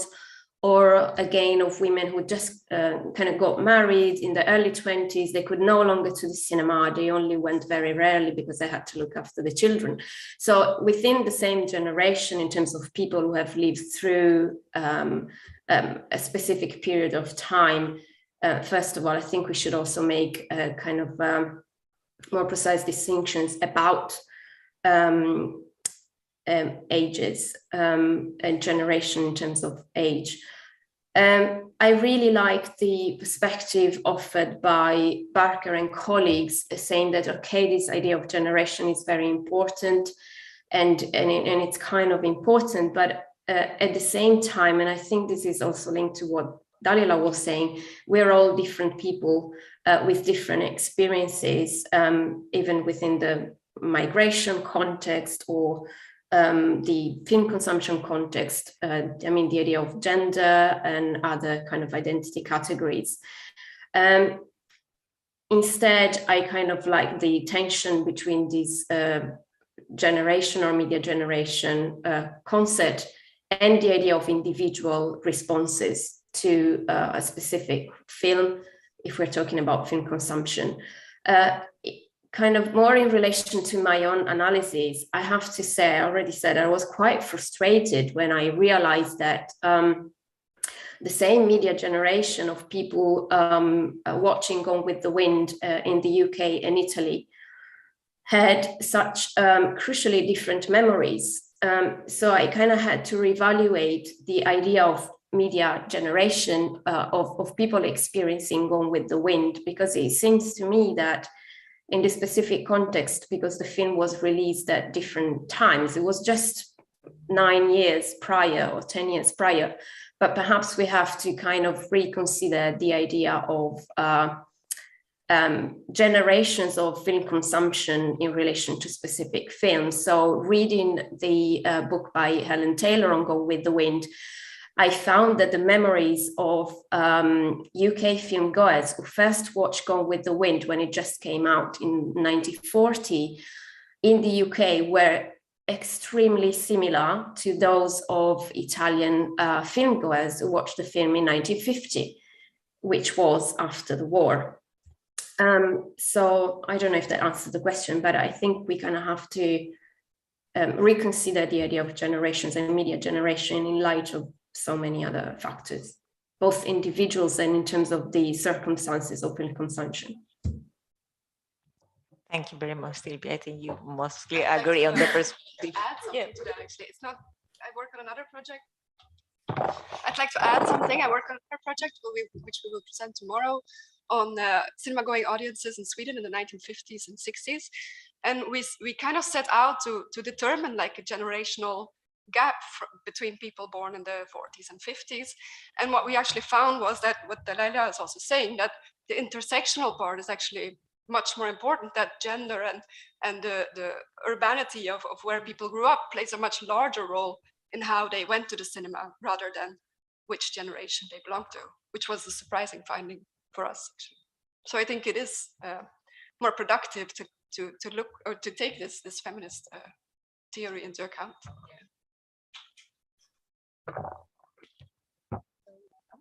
You want to comment on it? No. Daniel. I'm going to try and formulate this question. You want to go? Okay. I think it's for you because you mentioned it, but I wonder what Sita and Dalila can add to that. And it is the complication of within cinema memory of audiences talking about films that they haven't seen. And I think for me it's really, really important because it reflects on the perceived canon that they need to talk about, then negotiating belonging because you want to relate to that country that you're no longer there. So can you just say a little bit more about it? Because I'm really struggling with our project about that and maybe the others if they've got examples. Exciting question. Yeah, we had that a lot amongst, because like a lot of the research projects were about cinephiles and cineclubs. So it's a specific type of audience, right? But most of us, we were working with archives, not with oral history.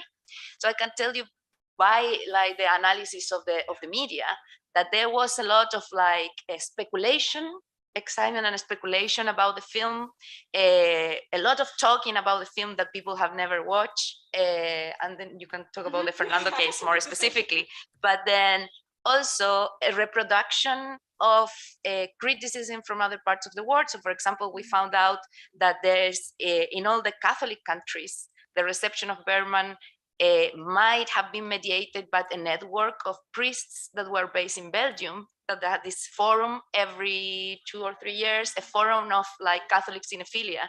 And then those were communicating to priests in other countries. And those priests in other countries were writing similar reviews and similar criticism or guidelines to read Bergman in their countries.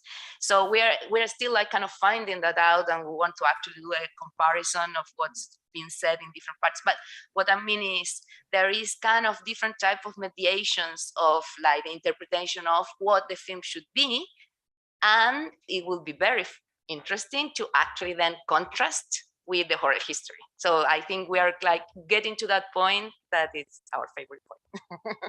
Yeah, and to add to that, I think it's quite like it becomes so extreme with a character like Bergman, who is very like central to this art cinema idea. And that's actually something that I found in my reception study in Belgium and in Sweden as well, that when I asked them before the interviews to list their favorite Bergman films, then Persona was number one, I think. Yeah. But then nobody talked about the film. So like in terms of significance, no one actually mentioned Persona as being like important to them. It was like many other films, but not. So there is this idea of I should be knowledgeable, and I am cultural elite, and this is what I should know. But so I think it points to the cultural.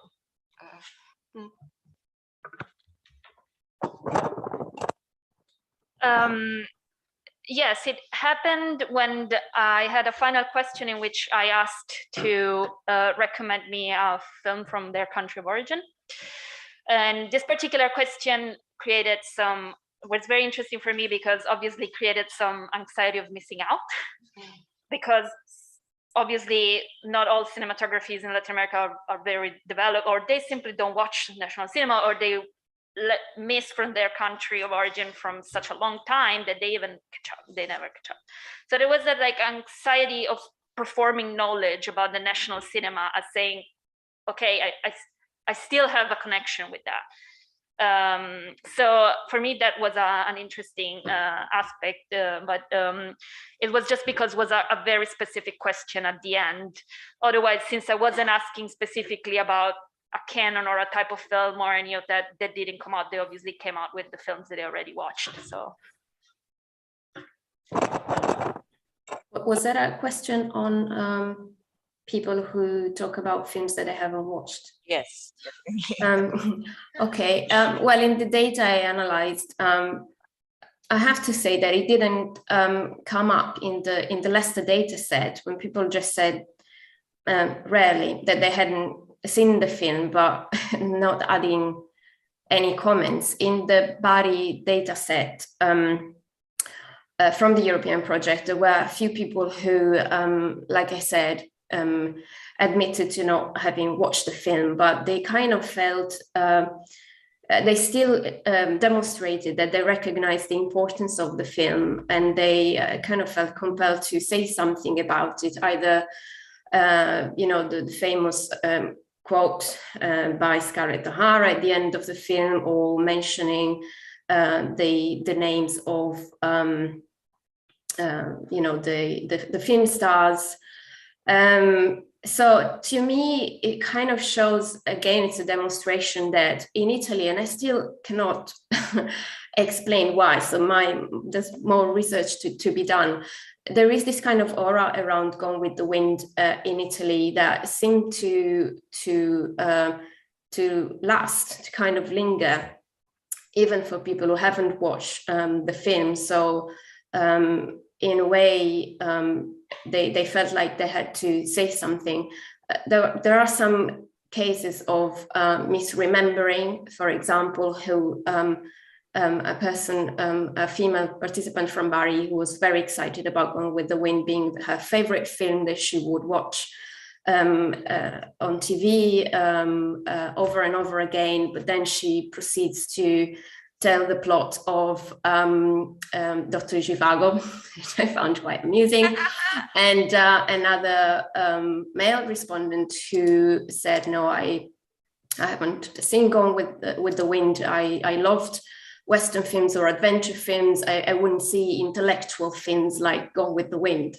And yeah, which I find quite entertaining. But yeah, there is another slight difference in terms of approaches to not having watched the film with UK or Leicester audiences and Bari audiences. Okay, John, I have a question here. So Maria, surely create your own centres, which I think you are doing. Sorry? South America, create your own centres. So you were talking about there being centres. Yeah, yes. Or whatever, but you're actually creating your own centres with your own word. So that's the way to proceed. Then give the basis, doesn't it? All do it transnational. So that's just one Yeah. The second is that as the panel developed, being a non-law historian, but being an economic historian, the complexities seem to get greater and greater about what it is that you were doing. You know, it literally, and it struck me at the end that the complexities seemed so great that it could actually impede actually doing any historical, any oral history. And that's, I suppose, something to think about in terms of the design of the project. In the first place, I think normally one tries to keep things as simple as possible. Yeah. So I thought the level of complexity was breathtaking.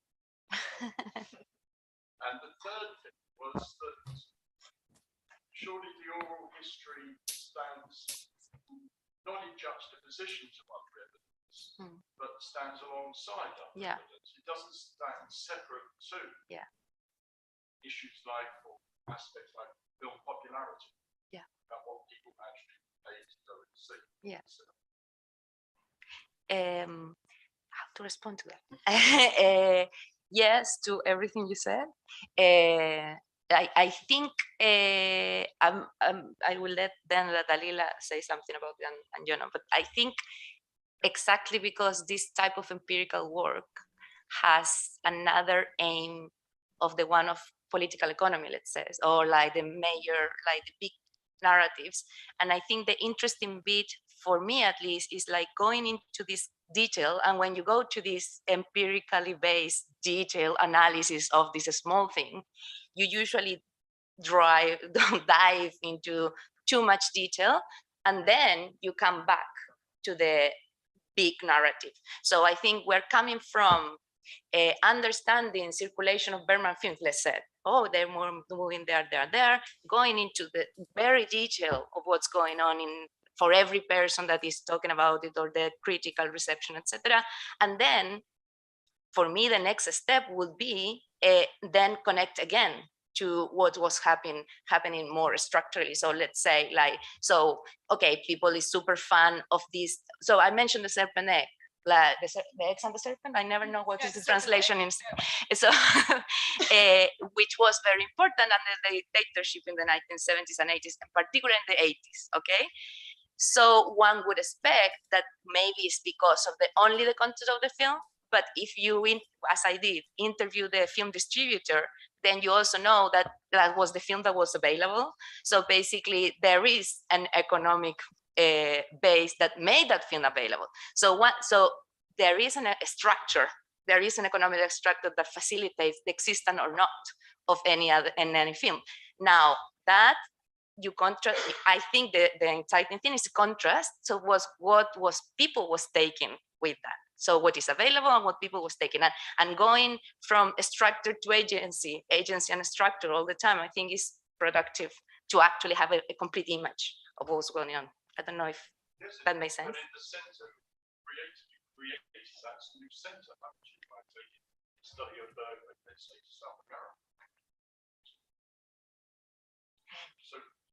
No, yeah, exactly. There is always a center. I think what we were discussing also is like, where is that center? And like, if that center has usually been like in a different power relationship, like it's for us also kind of a political move to change the center. It's also to change that, which more or less what Walter Mignolo is saying. So, and I think I will leave Dalila to keep going on that. Change that center by doing it. I think you also need the legitimacy from other scholars. And I think in Bergman studies, it is quite narrow and elitist and art cinema oriented. So I think we have to like make it complicated to get the center. Yeah, it's also about the legitimacy from the others. Yeah, I just wanted to add that this the centering and new center is a complicated movement because, for example, before probably Latin America has stronger centers before the globalization of education. I'm also talking about the Plan Colonia and all the new centers for education. I think we are talking about South in a global, also global north. As Doreen Messi say, globalization has a center, and we are feeling that center. That was it's true that we should champion about this, creating, let's say, new centers, because they were before in education and very strong. For example, in Mexico or in Argentina, they were like centers of study of Latin American cinemas as well. So this is a complicated movement, as you said before. It's very complex to know where the center is really. So I will come Dalila because it's more the same. Yeah, I just wanted to add to this that the challenge is not adding new centers and posing one next to the other, but it's kind of like tracing a map and see how they relate to each other, and how can they work and how they talk to each other, if they can talk, and in which way, who speaks louder, who speaks less, with a little voice, and how this kind of affects the way we do research. And in terms of like how oral history can actually help, I didn't really dwell on my results that much, but for instance, one thing that I really discovered, and I think that this is things that can be just seen through oral history, for instance, is how the reception of dubbing of films in Europe affects, for instance, Latin American audiences in Europe, and how from their perspectives that obviously you can just recollect with oral history because can't be traced through data collection, for instance, raw, like empirical, quantitative data sets. There are relations of power there. There's a geopolitics of dubbing, for instance, how the accents of Spanish Spain affect the Latin American populations and how their accents are kind of displayed there, or the dubbing of films in Italy affect them. So, and this is like also affects their cinephilia, for instance, how they cinephilia is perceived and performed, because there were also cinephiles in among the group of women that I interviewed. And for instance, they received dubbing in a very different way than how we Europeans receive dubbing as cinephiles, because there was this geopolitical component that they perceived with the language imposed, the Spanish, Iberian Spanish of the film, that obviously I won't have, for instance. So it's like very layered, and you can trace this, then you can look after the data sets, the larger data sets, but the input to looking for it, I think you can just only see it through oral histories. But this is my take, because probably I'm biased towards qualitative, but it's not for defend the method in itself, it's just to find how these two poles can dialogue. But thanks for the question then.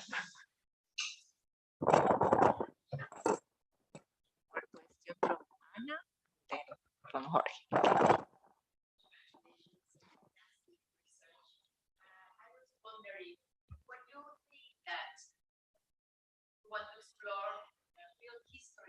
More than films. What does slide methodology? So how yeah. Just line. That's Fernando's line. Film history without films, but film history with more than films. So I think this is a theoretical option that has an impact. I would like to know, how did you face this? But I think it is the fact that we want to look from these different political contexts and different socioeconomic backgrounds as well, and how that kind of influences is not a good word, but how that affects how people receive the films, or how a reception context is created. So I guess it's also the culture around it, because that's, I think, a concept that Fernando really came with, is this film culture. Like, it's not only the films, it's also the culture created around the films. And the example that I gave of critics talking about films without having seen the film is an example of, there's more than just the film, there's also the culture around it. So I guess that's where it came from. And I think it's also, I think it's also that because we are kind of biased to look into cinema going as a social experience and a cultural experience, and we have been kind of coming from the textual analysis to the social experience, and then sometimes forgetting about the films in the process. So this is kind of the idea of that the films are always still there, even when for some people were not important, so they went to the cinema more because of just going and having fun and engaging and all the stuff we usually talk about. But also specifically in in the focus on Bergman is because of the film, right?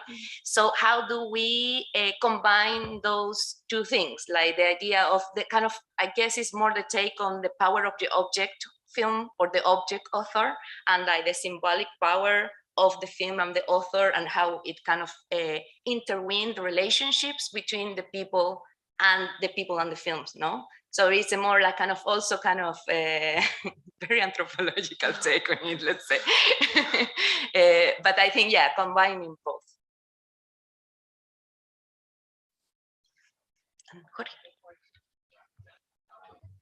Jono and Maria Paz, sorry if you already discussed. Yeah.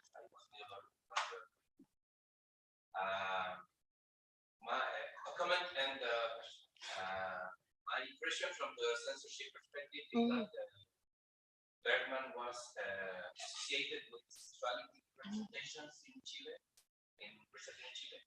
It's my impression. I don't have much data.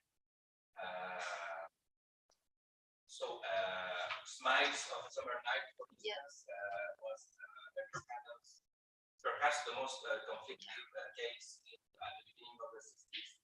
It was forbidden at the end of the 50s. In 59, there was a new law of censorship. So at the beginning of the 60s, distributors submitted again the movie under the terms of the new law. It was forbidden again. Yes. The distributors appealed the decision, and it was forbidden for a third time. Yeah. Okay? And a funny fact, it's 67. United Artists submitted Persona to Film Censorship Board. The decision was to rate it for a category over 21 years old, which is a crazy category we had until 1993, over 21 years old. And the funny thing is that United Artists wanted to commercialize the movie under another title, The Shared Scene, El Pecado Compartido. But the Film Censorship Board said no, you have to keep the original title, Persona, and that's type of the question was, did you find any tracks on censorship? What kind of sexual representation was associated with Bergman? Yeah, that happens a lot, not only in Chile but also in Argentina and in Poland, and in most of the kinds of studies, censorship is a thing. I think we were discussing it in the workshop, and one of the elements is that Bergman marketing strategy in different parts of the world was usually based in sexuality. So it was this kind of European, Scandinavian, like open sexuality thing. So that works very well in the 50s and the 60s. But especially in Catholic countries, that was a problem for the censorship. So in the Chilean case in specific, it was censored as exactly what you said. But then the film critics were kind of pushing for Bergman to not be censored. And actually, the Catholic film critics were the most pushing against the censorship of Bergman, who would expect that, because it was deemed like he was that he was making art. So because this is an art cinema. So again, the exception. Bergman is an exception because the sexuality is not as important as the spiritual message behind the film. And then they actually wrote a long article about it, saying like how censoring Bergman was a symbol of what censorship shouldn't be doing. And they use the case of the silence, and so they do the metaphor of like the silence and the silence of culture, and this is what we shouldn't do, and this is whole thing. I can send you that in the article, but yeah, it's interesting how it was complicated, the relationship with censorship, you know. Yeah, I agree, and I think it's a returning point. And I think the ambiguity here is that Bergman also made these like more religiously tinted films, which allow these priests also to educate the masses with these like high art, because that's the image that he has. So there's these different discourses somehow canceling out each other. But I agree that the marketing is crucial, and that many people kind of had this hidden motivation to go see Bergman films because they would see nudity, etc., under this like cover of art cinema. And we heard that also yesterday on the presentation about Emmanuel, that they made the exception for a Bergman film, even though the sex scene is very similar. So I guess it's these different discourses that somehow, and the religious one is a strong one as well. So the religious one and the sexuality one is both very present. Space for one more question.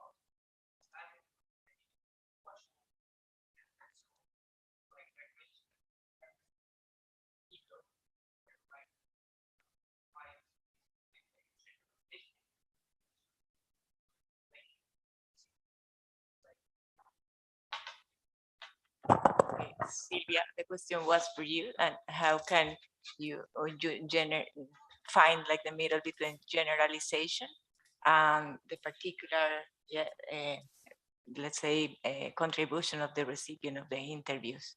Yeah, it was.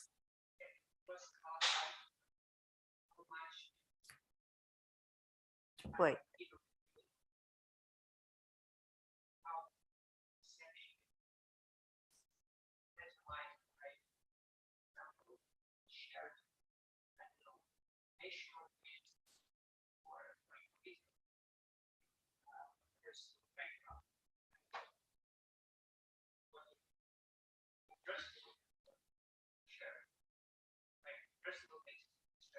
Yeah, maybe like is the balance between personal identity and shared experience, personal and social. How can you find the balance between them when you are, working with the people, with the recipient?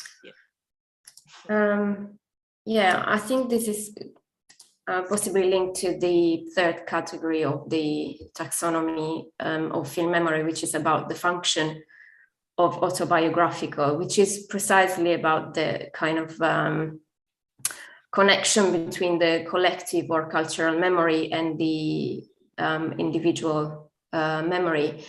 I mean, I don't know if it's a question of balance, but and I mean, this particular category is inspired by a number of kind of works that were developed throughout the years in memory studies, in cultural studies, in cinema memory studies, such as Annette Kuhn's work, Susanna Ratstone, Anne Rigney,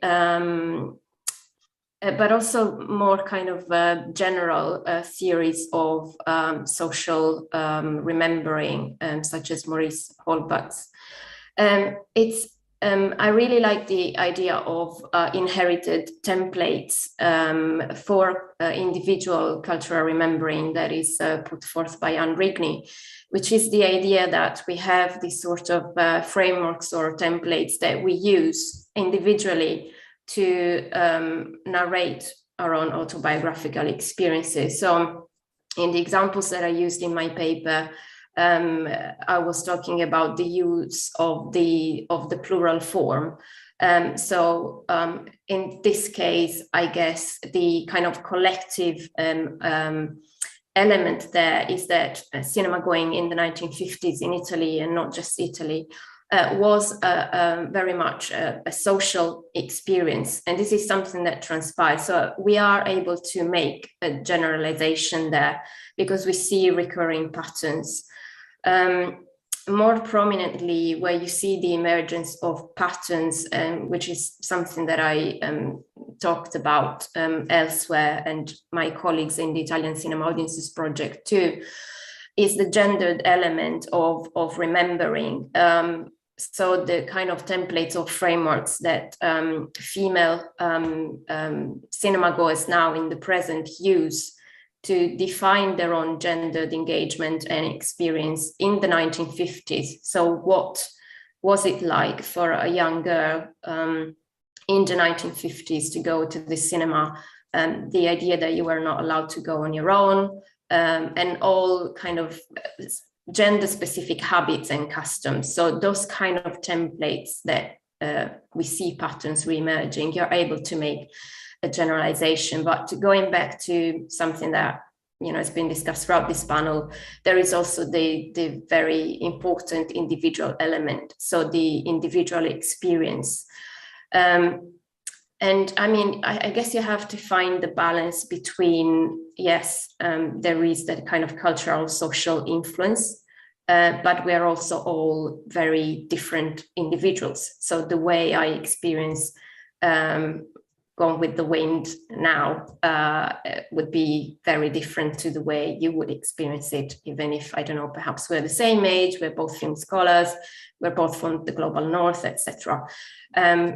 I don't know if that answers your question, but I guess in a way is trying to make sure that you allow, in your analytical framework, you allow for a way to let both aspects emerge. So the collective element and the individual too. That there might be times where you're not able to make generalizations, where you have very kind of unique experiences, but you have to account for those as well. And that's the beauty, I guess, of qualitative research that Dalila was talking about as well. I hope that answers your question. Yeah, I think that's a very strong relation between the work that Dalila just not comment about it, but I think that this tension about individual and collective was also very present in the studies of memory, as you just mentioned. I think with that we can conclude this panel. I think the reflection are very rich, and probably you can comment afterwards on different relationships between different studies. Thank you very much to online presenters and presenters here. Thank you. Bye, everyone. An announcement to make is that we will start the next workshop at 4:15, no? Because the other panelists is still.